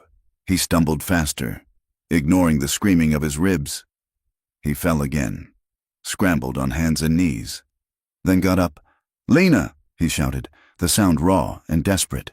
The figure in the blue dress stirred. She pushed herself up on one arm, looking around wildly. She saw him, a scarecrow of a man, covered in dried blood and dust, limping toward her out of the twilight. She stared at him as if he were a ghost risen from the grave. "Caleb," she whispered. She tried to stand, but her legs failed her. She fell back against the rock. Caleb reached her. He dropped the stick and collapsed to his knees beside her. He reached out, his shaking hands cupping her face, his thumbs brushing away the grime on her cheeks. "You are real," he said, his voice breaking. "You are real." "I knew it," Lena sobbed, tears cutting tracks through the dust on her face. "I knew you didn't leave. I told them you wouldn't run." Caleb looked at her, at the fierce determination burning in her tired eyes. He started to laugh. It was a dry, hacking sound that turned into a cough, but it was laughter. "You crazy woman," he choked out. "You came out here, alone? I came to get you," she said, clutching his wrists. They sat there in the dirt, laughing and crying, shaking with the sheer disbelief of being alive, of finding each other in the vastness of the killing ground. "We cannot stay here," Caleb said. "Once the hysteria had passed." He struggled to his feet, wincing. He looked at the bay horse. "Good animal," he murmured, patting its neck. He helped Lena stand. She was weak, but the sight of him had given her a new reserve of strength. "I know this country," Caleb said, pointing toward a ridge of dark stone to the south. There is a canyon, narrow. There is a seep there. Water, bad water, but water. They walked together, leaning on each other. Lena held the horse's reins, and Caleb held Lena. They were a tripod of broken parts, supporting one another against the gravity of the earth. The canyon was a slash in the rock, hidden until you were right on top of it. Inside, the temperature dropped 10 degrees. At the back, beneath a cracked boulder the size of a house, there was a dark, wet stain on the stone. A small pool of water, no bigger than a wash basin, had gathered there. Water. Lena breathed. "Do not drink yet," Caleb warned. "Let it settle." He used his hat to scoop out the dead insects and scum from the surface. Then he cupped his hands. "Drink," he said. The water was bitter, tasting of alkali and salt, but to Lena, it was nectar. She drank, then splashed it on her face, washing away the salt of her tears. Caleb drank next. Long, slow gulps that made his throat work. They sat back against the cool rock, the horse drinking noisily from the pool beside them. The sun was gone now. The canyon was filled with the soft, blue light of early evening. Lena turned to look at him. Now that the immediate crisis of survival was paused, she saw the violence that had been done to him. She reached out, her fingers hovering over the dark bruising on his ribs, the cut above his eye where the blood had dried black. "Briggs' men?" she asked, her voice trembling with anger. "Royce," Caleb said, "and 4 others. They were waiting in the spine." "Cowards," Lena hissed. Caleb looked at her. He saw the fire in her eyes, the protective fury that mirrored his own. He reached up and gently took her hand, pulling it away from his ribs. He pressed her palm against his cheek, leaning into her touch. "I thought I was dead." "Lena," he said softly, "when I was lying there in the sand, I thought that was the end, and the only thing that made me mad, the only thing that made me want to get up, was you." Lena's breath hitched. "Me? I kept seeing you," he said, "standing in that saloon, singing that sad song. You looked like your heart was going to shatter right there on the stage. And I thought, I cannot leave her alone. I cannot let that bastard break her." Lena looked into his good eye. She saw the raw honesty there. She saw a man who had walked through hell not for money, not for pride, but because he couldn't bear the thought of her being alone. The air in the canyon thickened. It became heavy, charged with the electricity of relief and a hunger that had been denied for too long. Lena leaned forward. Her forehead touched his. Their breaths mingled, warm and moist in the cool air. "I am not broken, Caleb," she whispered. "Not when you are here." She tilted her head, and their mouths met. It wasn't a gentle kiss. It was desperate. It was the kiss of 2 people who had looked into the abyss and decided to turn back. It tasted of salt and dust and blood, but it was the most life-affirming thing either of them had ever felt. Lena's hands went to his shoulders, clinging to him as if he were the only solid thing in a spinning world. Caleb's arms went around her, ignoring the pain in his ribs, pulling her against him until there was no space left. They mapped each other with their hands, her fingers tracing the scar on his jaw, his hands soothing the ache in her back.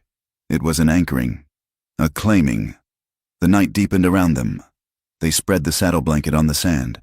There were no words left to say, and no need for them. In the shelter of that rock, with the wind sighing high above the canyon walls, they let down the last of their defenses.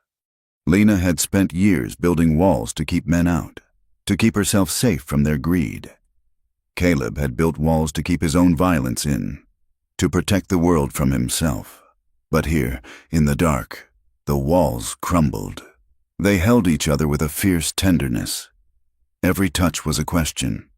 Are you here? Are you with me? And every response was a promise. Yes, always, later, curled together under the thin wool of the horse blanket. Lena rested her head on Caleb's shoulder. She listened to the steady, strong beat of his heart. "I have been waiting so long," she whispered into the darkness. Caleb tightened his arm around her. "For what? For someone to stay," she said. For someone to see all the broken parts of me and not look away. For someone to want the woman, not just the body. Caleb pressed a kiss to the top of her head. He breathed in the scent of her hair, sweat and dust, and something sweet that belonged only to her. I am not going anywhere. Lena, he vowed, if the desert wants to take you, it is going to have to go through me first, and if Briggs thinks he can touch you again, he will have to kill me twice. They slept then, a fitful, exhausted sleep. But for the first time in years, neither of them was lonely. Morning brought clarity. The sun struck the top of the canyon wall, painting a line of brilliant orange light that slowly descended toward them. Caleb woke first. He lay still for a moment, feeling the warmth of Lena against him. The pain in his body was a dull roar, but his mind was sharp. They couldn't run. If they ran, they would be fugitives. Briggs had the law in his pocket. He would send marshals after them, brand them as thieves and murderers. They would spend the rest of their lives looking over their shoulders. Never safe, never free. Lena stirred and opened her eyes. She looked at him, and a slow smile spread across her face. It was the first time he had seen her smile without a shadow behind it. "Morning," she murmured. "Morning," he said. He sat up, groaning as his stiff muscles protested. "We have a choice, Lena," he said, his voice serious. "I know," she said, sitting up beside him. "We can run. We can—" He agreed. "We can take the horse and head for California. But they will hunt us. And Briggs, he will just keep doing what he does. He will find another singer to torment. He will cheat another trail boss. He will burn another shanty." Lena's face hardened. "I know. I memorized the route," Caleb said. "When I was looking at the map Briggs gave me, I memorized the location of the drop. But I also know something else. The canyon where he stores the contraband before it moves. It is not far from here. It is called Dead Man's Draw. You think the guns are there? Some of them, maybe, or the records. Briggs is arrogant, but he is a businessman. He keeps ledgers. If we can get proof, real proof, we can go to the territorial marshal in Santa Fe, not the local law, the federal law." "So we go back?" Lena asked. "Not to town, but to the fight?" Caleb looked at her. "Are you with me?" Lena reached for her boots. She pulled them on, wincing at the stiffness in her legs. She stood up and brushed the sand from her dress. She looked at the man who had saved her life, and whom she had saved in return. "I am done running. Caleb, let's go get him." They rode double on the bay horse, moving slowly to spare the animal. They headed north, cutting across the open desert toward the rugged country where Caleb suspected Briggs' operation was hidden. By mid-afternoon, they were parched again. The water from the seep was gone. Up ahead, near the base of a mesa, Caleb spotted a smudge of green, a cluster of cottonwoods. "There is a spring there," he said, "hidden spring. If we are lucky, there is water." As they approached, Caleb pulled the horse up short. He wasn't the only one who knew about the spring. A thin curl of smoke rose from the trees. Through the brush, he could see horses, not ranch horses, but mustangs, and men. It was a camp. There were 6 or 7 men, a mix of Mexican vaqueros and 2 Apache riders. They were sitting around a small fire, roasting a rabbit. Caleb recognized one of them, a vaquero named Mateo, who had ridden with him 2 years ago on a drive to Kansas. Mateo was a good man, but he had a long memory, and Caleb had been a hard boss. "They might not be friendly," Caleb warned Lena quietly. "We need water," Lena said, "and maybe we need more than that." She nudged him forward.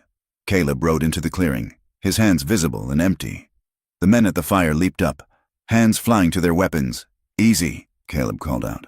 "We are just passing through." Mateo stepped forward, his hand on his pistol. He squinted at Caleb. "Rourke?" he asked, surprised. "You look like you went 10 rounds with a bear. And lost." "Something like that," Caleb said, sliding off the horse and helping Lena down. The men stared at Lena. They knew who she was. The singer from the Golden Steer, the woman Briggs claimed as his property. "What are you doing out here, Rourke?" Mateo asked. his eyes darting to the Apache riders, who were watching with stone-faced suspicion. "We heard stories. They say you stole Briggs's herd. They say you are an outlaw. They say a lot of things," Caleb said, leaning against the horse for support. "It is a lie," Lena said, stepping forward. Her voice wavered, but she held her head high. The men looked at her, surprised by her boldness. Briggs set him up.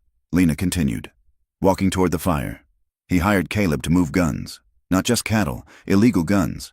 When Caleb found out, Briggs had his men beat him and leave him for dead. "Guns?" one of the Apache men asked, speaking in broken Spanish. "Rifles," Caleb confirmed. "Winchester repeaters, heading south." The Apache exchanged a dark look with his companion. They knew what those rifles did. They had seen the holes they punched in their people. "And the fire?" Lena asked, looking at Mateo. "The fire in the shanty town 3 nights ago. Briggs said it was an accident. He blamed your people. Mateo, he blamed the families." Mateo spat on the ground. "I heard my cousin lost his home in that fire. It wasn't an accident," Lena said, her voice growing stronger. "It was a distraction." Briggs had his men started to keep the town busy while he moved against Caleb. "He burned your families out just to cover his own crimes." The circle of men went quiet. The anger in the air was palpable, a physical heat that rivaled the sun. "You saw this?" Mateo asked Lena. "I saw where it started," Lena said. "I saw the kerosene, and I heard Briggs laughing about it. He called you disposable." Mateo looked at Caleb. "And you? You are going back?" "I'm going to get the proof," Caleb said. "I know where he keeps his ledgers. I'm going to take them to Santa Fe. I'm going to see him hang." "But you are one man," Mateo said. "One man and a woman. Briggs has 20 guns. Caleb straightened up, ignoring the pain in his ribs. "Then that is 20 against 2. Bad odds, but I have fought worse." Mateo looked at the other vaqueros. He looked at the Apache riders. He looked at Lena, standing there in her torn dress, dusty and defiant, fighting for a man everyone else had written off. He looked back at Caleb. "I am tired of Elias Briggs," Mateo said slowly. "I am tired of paying him for water that falls from the sky. I am tired of his men looking at my wife." He turned to the Apache rider. "What say you, Chato?" The Apache nodded once. "The rifles must not cross the border." Mateo turned back to Caleb and grinned, a flash of white teeth in a dark face. "We have water, Rourke, and we have beans. Sit, eat, then maybe we talk about how to even those odds." Lena let out a breath she didn't know she was holding. She looked at Caleb. He was looking at her with a mixture of awe and pride. They sat by the fire, the alliance forming not out of friendship, but out of a shared enemy and a shared desire for dignity. As the sun set, casting long shadows across the desert, the plan began to take shape. They were no longer just running. They were an army, a small, ragged army, but an army nonetheless. And they were going home. The wind that rolled down from the mesas was not merely moving air. It was a physical assault. It carried the desert in its teeth, a grinding wall of brown grit that blotted out the sun and turned the afternoon into a premature, suffocating twilight. The sky was a bruised purple, heavy with the promise of violence, while the earth below seemed to dissolve into a shifting haze of sepia and gray. Perdido Wells did not look like a town as they approached it. It looked like a graveyard of ships lost at sea, the buildings looming up from the dust as ghostly, indistinct shapes. The windmill groaned in the gale, a metal screech that sounded like a dying animal, its blade spinning uselessly against the brake. Lena Hart pulled her shawl tight across her nose and mouth. Squinting against the stinging sand, she rode the tired bay horse, flanked by Caleb on a borrowed Mustang and Mateo, the vaquero who had chosen to stand with them, behind them, obscured by the storm, rode 2 Apache men, ghosts in their own right, watching the perimeter. They halted behind the skeletal remains of the livery stable, where the wind offered a momentary reprieve. Caleb swung down from his saddle, his movement stiff. The bruise on his ribs from the beating in the canyon was a deep, aching fire. but the adrenaline coursing through him kept the pain distant. He reached up and helped Lena down. Her hands were cold, despite the heat of the storm. He held them for a moment, looking into her eyes. The dust coated her lashes, but the steel he had seen in the canyon was still there, burning bright. "Are you ready?" Caleb asked, his voice low to cut under the wind. Lena nodded. Her heart was hammering a frantic rhythm against her ribs, a mixture of terror and a strange, fatalistic calm. She knew exactly what this plan cost. If they failed, they died. If they succeeded, the quiet life they had whispered about in the canyon, the anonymity, the peace, was gone. They would be the people who took down Elias Briggs. They would be marked. "I'm ready," she said. "Just get the papers. I will keep him busy. Do not let him touch you," Caleb warned, his jaw tightening. "If he tries, I know how to handle Elias Briggs," Lena said, cutting him off. "I have had years of practice. Go." Caleb squeezed her hands once, hard, then released her. He signaled to Mateo, and the two men melted into the swirling dust, heading toward the alley that ran behind the main thoroughfare. Lena took a breath, tasting the grit, and smoothed her torn, dirty dress. She needed to look broken.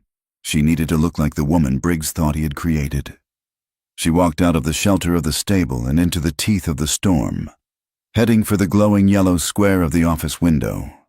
The office of Elias Briggs smelled of expensive tobacco, stale whiskey, and the dry, dusty scent of old paper.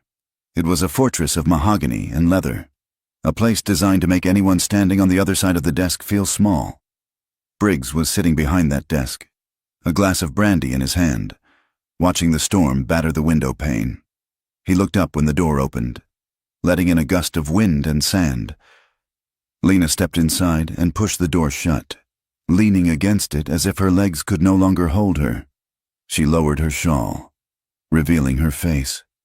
She was pale, her hair tangled, her eyes wide with feigned desperation. "Well," Briggs said, a slow smile spreading across his face. "Look what the wind blew in. I thought you had run off to die in the desert. Lena, I tried," Lena whispered, her voice trembling. I got scared. Elias, I ran out of water. I didn't know where else to go." Briggs chuckled, a low rumble in his chest. He stood up and walked around the desk. He was limping slightly, his gout flaring, but he still moved with the heavy menace of a bull. "I told you," he said, "the desert ends, but I am always here." He stopped a few feet from her, inspecting her. He saw the torn dress, the sunburn on her nose. He saw a woman who had been beaten by the world, and it pleased him. "I came to beg you," Lena said, stepping forward, hands clasped. "Please, Elias, call off the men. Caleb, he didn't steal anything. He is hurt. He is out there dying. He is a thief," Briggs said dismissively, "and a liar." "He is not," Lena cried, injecting a note of hysteria into her voice. "Please, I will do anything. I will work double shifts at the saloon. I will clean the boarding house top to bottom. Just let him go. If you forgive him, I will make it right. I promise." Briggs stared at her. Suspicion warred with desire in his eyes. He had wanted to break her for years, to see the pride snap in her eyes, and here she was, begging. He turned to his clerk, a thin, nervous man named Abernathy, who was huddled in the corner. "Get out," Briggs barked. "But sir, the storm," Abernathy stammered. "I said get out," Briggs roared. "Go to the saloon." The clerk grabbed his hat and scurried out the door, casting a pitying glance at Lena before vanishing into the brown haze. Briggs turned back to Lena. He walked to the door and turned the lock. The click was loud in the sudden silence of the room. "You will make it right?" Briggs asked, his voice dropping to a husky murmur. "You want to pay his debt?" "Lena, I want him to live," Lena said, backing away slowly. Briggs followed her. He was circling her like a predator cornering a wounded rabbit. "You know what the price is," he said. "You have always known. You have been playing hard to get for a long time. Darling, but I knew you would come crawling back. Everyone does." Lena kept backing up, her eyes flicking to the side door that led to his private safe room. She needed him away from the desk. She needed him focused entirely on her. Outside, in the alley, Caleb and Mateo were working frantically.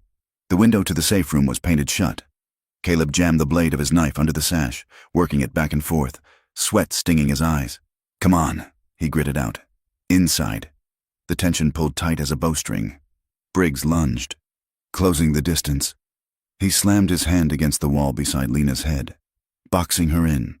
The smell of him, brandy and bay rum and entitlement, washed over her, triggering a wave of nausea. He gripped her wrist, his fingers digging into the tender flesh, twisting it just enough to hurt. "You are all alone." "Lena," he whispered, his face inches from hers. "No cowboy is coming to save you. You belong to me. You are just another asset on my ledger." He leaned in, his wet mouth aiming for hers. The memory of the first time he had cornered her, years ago, flashed in Lena's mind. The fear, the helplessness. But she wasn't that woman anymore. She had crossed the desert. She had looked death in the face and laughed. She waited until he was off balance, leaning his weight onto her. Then she moved. She brought her knee up, hard and fast, driving it into his groin with every ounce of strength she possessed. Briggs let out a strangled sound, a high-pitched wheeze of agony. He doubled over, clutching himself, his face turning a mottled red. "You bitch!" he gasped. Lena shoved him. He stumbled back, crashing into a small side table, sending a lamp shattering to the floor. She didn't wait. She bolted for the inner door to the safe room. "Caleb!" she screamed. The window sash gave way with a crack of splintering wood. Caleb tumbled into the room.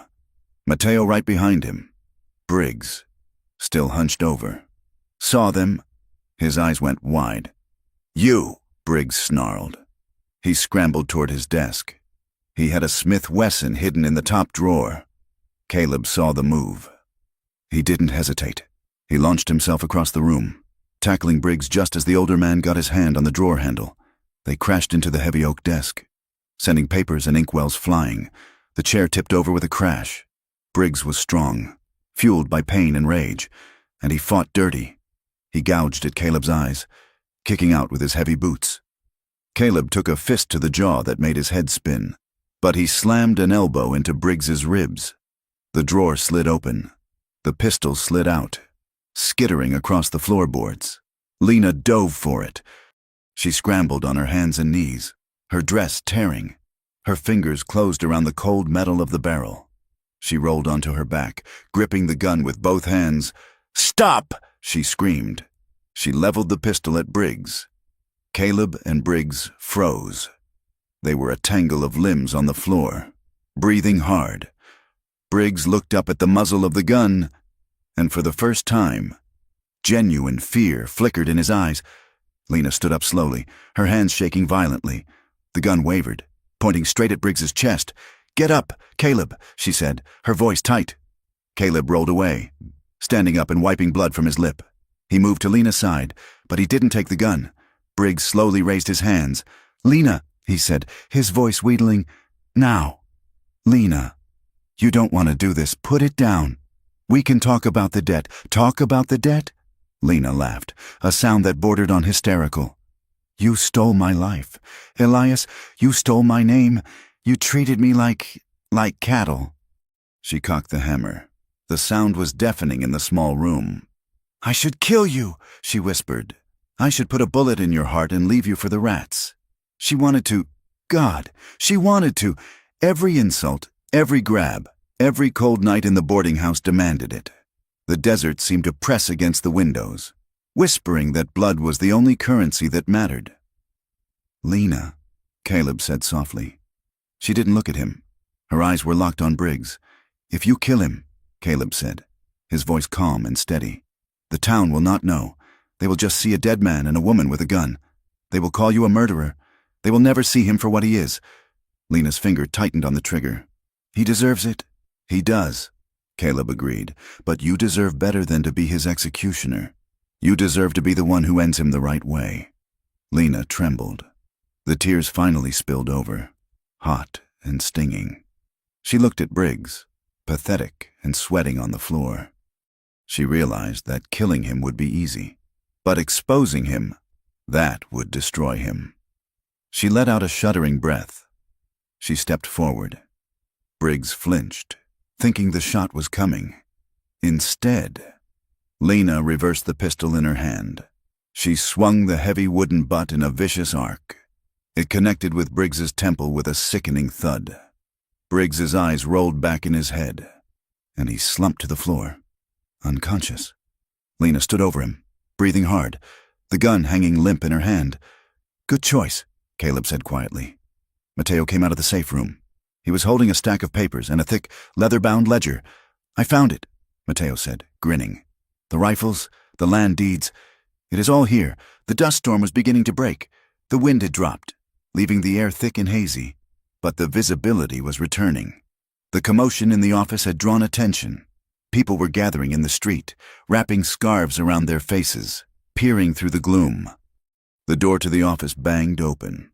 Caleb and Mateo dragged the unconscious body of Elias Briggs out onto the boardwalk. They dumped him unceremoniously on the wood. Lena stepped out behind them, still holding the pistol, her head high. The crowd gasped. The marshal, a man named Dombrowski, who had spent 10 years looking the other way, pushed his way to the front. "What in God's name is this?" Dombrowski shouted, his hand resting on his gun. "Rourke, you're supposed to be dead or running." "I am neither," Caleb said, his voice carrying over the murmurs of the crowd. He reached out and took the ledger from Mateo. He held it up high. "This is the truth," Caleb shouted. He opened the book. 200 Winchester rifles, Caleb read. Stolen from Army supply lines. Sold to insurrectionists south of the border. Signed by Elias Briggs. The crowd muttered. The Garcia land deed. Caleb continued. Flipping a page, foreclosed on a false debt of $50. Value of the land, $500. He looked at the crowd, meeting their eyes. "He has been stealing from you. He has been stealing your land, your water, and your lives. He started the fire in the shanty town to cover his tracks while he tried to have me killed in the devil's spine." "Lies," a voice screeched. Mrs. Gable, the churchwoman, pushed forward, her face twisted in indignation. She pointed a shaking finger at Lena. "Do not listen to them. She is a liar and a whore. She seduced him, and now she has brought this outlaw back to rob him. She will say anything for a man." The insult landed like a slap. Lena flinched. She felt the weight of every whispered rumor, every judgmental stare she had endured for years. Caleb stepped down from the boardwalk. He moved until he was standing between Lena and the crowd. He looked Mrs. Gable in the eye. "She is the bravest person in this town." Caleb roared. "While you were crossing the street to avoid her, she was riding into the desert to save a life. While you were listening to Briggs's lies, she was finding the truth. I trust her with my life. And if any of you had half her courage, Briggs would have been in jail years ago." Silence stretched across the square. Then, a movement from the back. A young woman, a widow whose husband had died in a mining accident, stepped forward. "My rent," she said, her voice shaking. "It went up every month. Briggs said it was maintenance fees. I never saw any maintenance." Another figure stepped out, a Mexican father, his face streaked with soot from the fire. "He told me if I didn't work the Sunday shift for free, my family would be evicted." The man said. He said the law belonged to him, and an aging cowboy, a man who had worked for the Circle T for 20 years, spat on the ground. "I saw the wagons," he grunted, "heavy crates under the feed. I thought it was whiskey, but rifles, that is a hanging offense. The dam broke." The fear that had held Perdido Wells in check for a decade shattered. Voices rose up, angry and demanding. The marshal looked around, sweat beading on his forehead. He looked at the ledger in Caleb's hand. He looked at the unconscious man on the boardwalk. He realized the tide had turned. "All right, now," the marshal said, holding up his hands. Let's see those papers." "Rourke." A groan came from the boardwalk. Elias Briggs was waking up. He rolled over, clutching his head. He blinked, seeing the crowd. seeing Caleb holding the ledger, seeing the marshal reaching for it. He realized in a split second that it was over. His empire of fear had collapsed, and if he couldn't rule it, he would burn it. "Kill them!" Briggs screamed, scrambling to his knees. He looked at his hired guns, 3 men standing near the saloon porch. "Open fire! Damn you! Shoot them!" The hired men hesitated, but Briggs' foreman, Royce, who had just ridden in from the livery, didn't. Royce drew his gun. "Down!" Caleb shouted. He tackled Lena, throwing them both behind the heavy wooden wheel of a supply wagon just as the first shot cracked through the air. Chaos erupted. The square dissolved into madness. People screamed and dove for cover. Dust kicked up by running feet blended with the gun smoke. Bang! Bang! A bullet splintered the wood of the wagon wheel right next to Lena's head. Caleb returned fire, peering over the rim of the wagon. He saw Royce taking aim. Caleb fired. Royce spun away, clutching his shoulder, but there were other guns now. Briggs had pulled a hideout pistol from his boot. He was firing wildly into the crowd, not caring who he hit. "Damn him!" Caleb hissed. He felt a sudden, sharp sting in his shoulder. He grunted. "Falling back! Caleb!" Lena cried. "It is nothing." He gasped. A graze. He looked through the spokes of the wheel. In the middle of the street, a small shape was lying in the dust. It was the little boy, the one Lena had pulled from the fire. He had been running toward his mother. He wasn't moving. "No," Lena whispered. Tragedy tore through her chest, sharp and cold. The innocence of the scene was shattered. The marshal saw the boy fall. He saw the blood on the dust. Something inside the corrupt lawman finally snapped. He looked at Briggs, who was reloading his pistol, his face twisted in a mask of hate. "Enough," the marshal shouted. He raised his rifle and fired. The bullet caught Briggs in the thigh. Briggs screamed. The impact spun him around. He staggered backward, his leg giving way. He fell against the railing of the boardwalk, then tumbled into the dirt. He tried to stand, but his leg was useless. He looked up. The crowd was no longer fleeing. They were turning, and they looked angry. Briggs scrambled backward, dragging his ruined leg. He looked toward the edge of town, where the dust storm was still swirling, a wall of brown oblivion. He didn't wait. He clawed his way into the dust, limping and crawling, disappearing into the grit like a creature of the storm returning to its element. "Let him go!" Caleb shouted as Mateo raised his gun. "The desert will take him!" The shooting stopped. The silence that followed was heavy, broken only by the sobbing of the boy's mother. Lena scrambled out from behind the wagon. She ran to the boy. She knelt in the dust, her dress soaking up the blood. He was alive, but barely. A bullet had taken him in the side. "Help me," Lena cried. "We need a doctor." Hands reached out. The townsfolk, the same ones who had shunned her, were there now. They lifted the boy gently. "Mrs." Gable was there, her face pale, pressing her apron against the wound. She looked at Lena. There was no judgment in her eyes now, only shared horror. Caleb stood up, clutching his bleeding shoulder. He walked over to where the ledger lay in the dirt. He picked it up. His hands were shaking. The marshal walked over to him. He looked at the direction Briggs had fled, then at the ledger. "I will take that. Rourke," the marshal said quietly. "I will wire the territorial judge in the morning." Caleb handed him the book. "It is over," Caleb said. The marshal nodded. "It is over." Caleb looked around the square. Windows were smashed. The water trough was toppled, water muddying the dust. People were crying. He limped over to Lena. She was standing up, her hands covered in the boy's blood. She looked at him, her eyes haunted. "We did it," she whispered. "But the cost." Caleb put his good arm around her. He pulled her close, letting her lean on him. "Justice always costs, Lena," he said softly. "But look." He nodded toward the crowd. They weren't looking at the ground anymore. They were looking at each other. They were helping the wounded. They were talking. The fear was gone. The town of Perdido Wells was scarred, battered, and bleeding. But for the first time in a long time, it was free. The silence that settled over Perdido Wells in the days following the shootout was not the peace of a Sabbath morning. It was the stunned, hollow quiet of a man who has taken a blow to the jaw and is still waiting for the world to stop spinning. The desert wind, always an opportunist, found new places to sing. It whistled through the shattered panes of the Golden Steer Saloon and moaned through the bullet holes that pockmarked the water trough.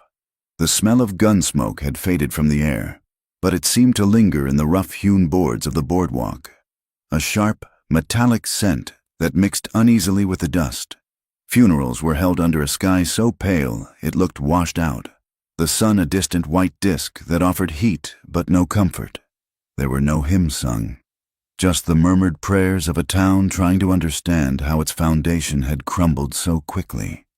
The graves were dug in the hard, unforgiving earth at the edge of town, joining the rows of those the desert had claimed before.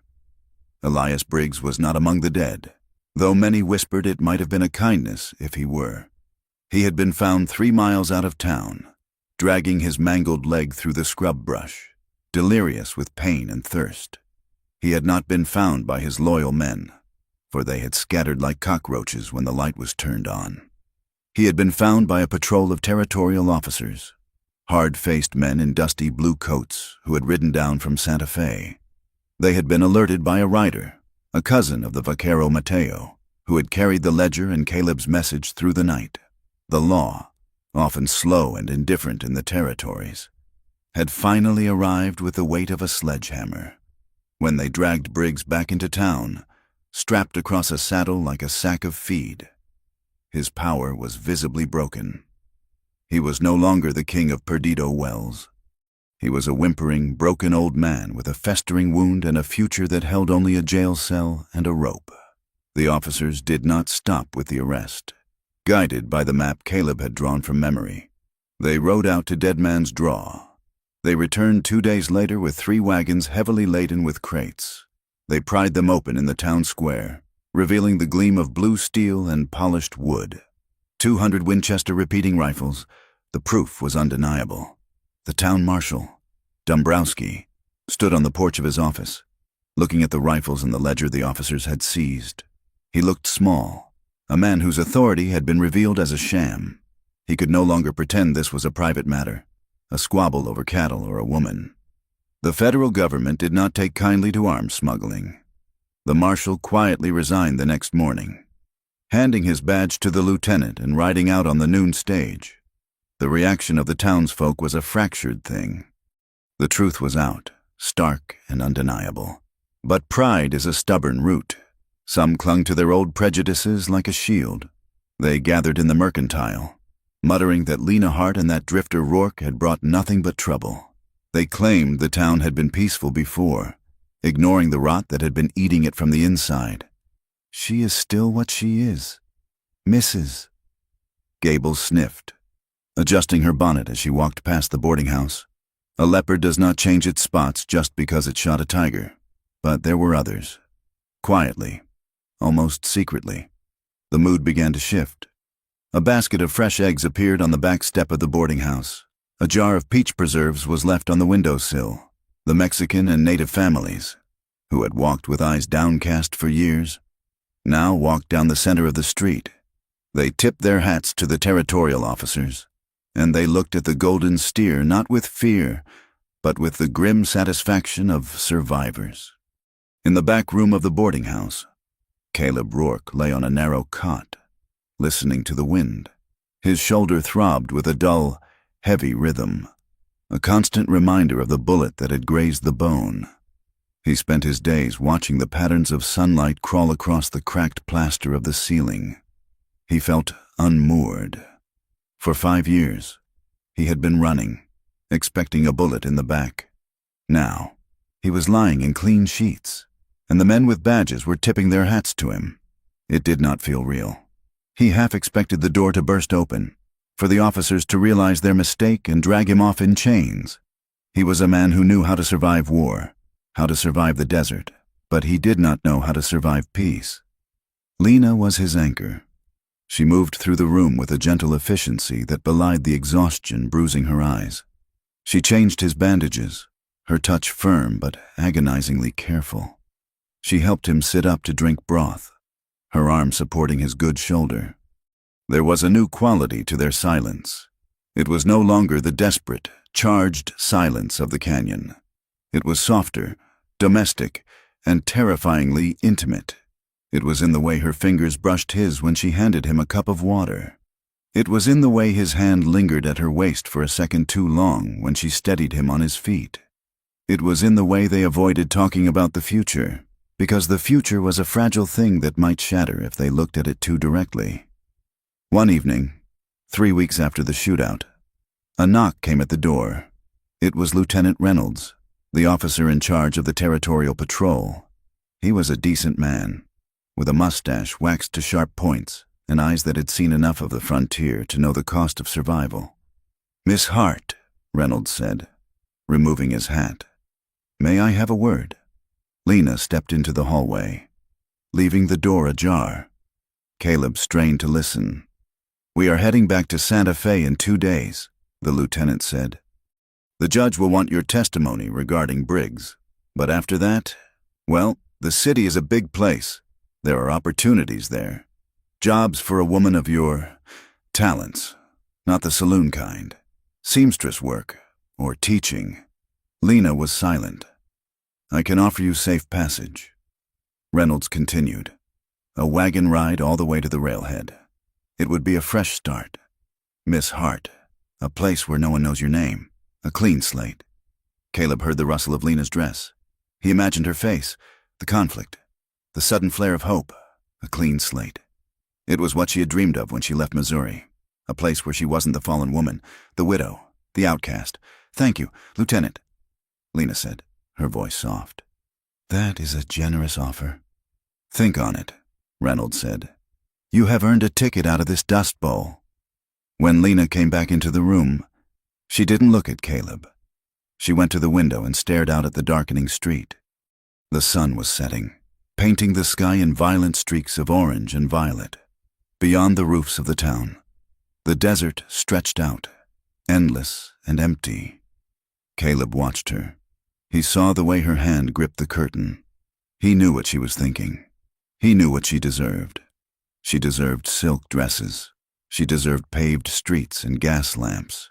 She deserved a life where she didn't have to scrape the sand out of her teeth every morning. "The lieutenant made you an offer," Caleb said, his voice rough from disuse. Lena turned. "Yes, he offered me a ride to Santa Fe. You should take it," Caleb said. He forced a smile onto his face. It felt brittle, like dried clay. "It is what you need. Lena, real safety. Far away from here. Far away from the memories. You could open a shop. You could live like a lady." Lena looked at him, searching his face. "And you? Me?" Caleb let out a short, dry laugh. "I am a trail hand. Lena, I go where the work is. I will heal up, and then—" Well, the territory is big. Beneath his words, the fear was a cold knot in his gut. He wanted to beg her to stay. He wanted to tell her that the thought of waking up without her nearby felt like dying. But he looked at his hands, scarred, stained, dangerous hands. He was a man who attracted trouble. If she stayed with him, she would never be safe. She would always be looking over her shoulder. Hurt flickered across Lena's face, quick and sharp. She stepped away from the window. "Is that what you want?" she asked. "You want me to go?" Silence stretched between them, heavy and hot. The air in the room seemed to thicken, pressing against Caleb's chest. "It is not about what I want," he said, his voice unsteady. "It is about what is best for you. I am not a safe bet. Lena, I am a man with a past that follows him. I will only drag you down." Lena walked toward the cot. She moved slowly, deliberately. She knelt beside him, the hard floorboards creaking under her dress. She reached out and took his hand, the scarred one, the one he thought was only good for breaking things. She held it in both of hers, pressing it against her cheek. "Look at me, Caleb," she commanded. He looked. He saw the gold flecks in her eyes. He saw the stubborn set of her jaw. "I have been waiting so long," she whispered. Caleb swallowed hard. "Waiting for what? To leave?" "No," she said fiercely. I have been waiting for someone to stay. I do not want a perfect man. Caleb, I do not want a man in a silk suit who will treat me like a doll. I want the man who crossed the desert for me. I want the man who stood in front of a mob and told them I was brave." She squeezed his hand, her fingers trembling. "I want the man who will cross the desert with me, rather than leaving me behind." Caleb's careful distance cracked. The wall he had built to protect her from himself crumbled into dust. He looked at this woman, this incredible, resilient woman who had seen the worst of him, and still reached out. "Lena," he choked out. He reached up with his good arm and pulled her down. She came willingly, careful of his wound, settling onto the edge of the narrow cot. Caleb buried his face in her neck, inhaling the scent of her. "I am afraid," he admitted, his voice muffled against her skin. "I'm afraid love is not enough to keep the world away. Then we will fight the world," Lena whispered. "Together." He pulled back to look at her. Tears were spilling down her cheeks, but she was smiling. It was a radiant, terrified, beautiful smile. "I am not going to Santa Fe," she said. "I am staying right here." Caleb closed his eyes and leaned his forehead against hers. "Okay," he breathed. "Okay." They kissed. It was not like the kiss in the canyon, driven by the desperation of survival. This was slow. It was a steady, burning tenderness that started in their chests and spread outward until it warmed the cold corners of the room. It tasted of salt and relief. It tasted of a future neither of them had thought they were allowed to have. Every touch was a declaration. "I choose you." Not because there was no one else, but because there was no one else who mattered. Their bodies, weary and scarred, recognized a home that wasn't a place on a map, but a person. In the weeks that followed, the town of Perdido Wells watched with bated breath. They expected Lena Hart to take the lieutenant's offer. They expected Caleb Rourke to drift away like smoke.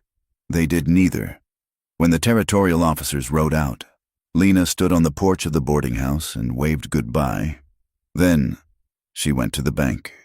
Using a share of Briggs' seized assets, money the court had granted to the victims of his schemes as restitution, Lena and Caleb bought a deed. It was not a grand ranch. It was a small, rugged patch of land 10 miles out of town, nestled against the red rocks near the Apache Spring. The scrub grass struggled there, and the wind blew hard, but the water ran clear and cold, just enough to sustain life. They moved out 2 weeks later. The work was brutal, but it was healing. Caleb, his shoulders stiff but mending, mixed adobe mud with straw. Lena hauled water and smoothed the plaster.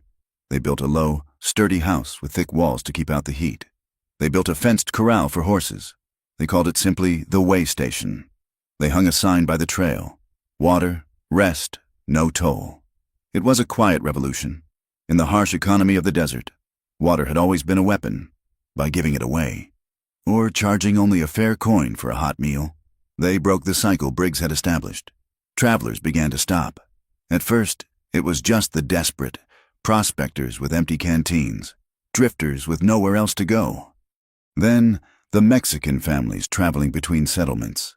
Then, the Apache riders who appeared like shadows at dusk to water their ponies. The station became a sanctuary. It was a place where a man's past didn't matter as much as his thirst. Prejudice did not vanish overnight. It was too deeply ingrained in the soil of the territory. When some of the townsfolk from Perdido Wells passed through on their way to the city, they muttered. They glared at Lena's bare head, her hair loose and windblown. They eyed the gun belt Caleb still wore, low on his hips. "Look at them. Misses," Gable would whisper to her husband as their wagon rattled past. "Living out here like savages. It is not right, but they stopped for water all the same." And when they did, Lena would ladle it out with a steady hand, meeting their eyes until they looked away in shame. Others were different. One afternoon, a dusty pony trotted into the yard. A small figure slid off. It was the boy. The one who had been shot in the square. He walked with a slight limp, but he was alive. "Mr. Rourke?" the boy asked shyly. "Miss Lena, Juan," Lena cried, dropping her basket of laundry and rushing to hug him. "My mama says—" Juan started, pulling a cloth-wrapped bundle from his saddlebag. She says you might need peppers. And corn. He stayed for dinner. Then he stayed for the weekend. Soon, Juan was spending his summers at the way station, helping Caleb mend fences and learning how to track lizards in the rocks. A widowed woman from town, Mrs. Higgins, who had once been afraid to speak to Lena, moved into the spare room to help with the cooking. She brought her grandmother's recipes and a sharp tongue that kept the unruly travelers in line. The table at the way station grew longer. On any given evening, under the wide, indifferent sky, one might find a Mexican vaquero breaking bread with a white prospector, or an Apache scout sharing coffee with a former soldier. They ate beans and cornbread, shared news of the trail, and laughed. It was a fragile oasis. The desert was still dangerous. There were still storms and droughts and men with hard hearts. But inside the adobe walls, there was peace.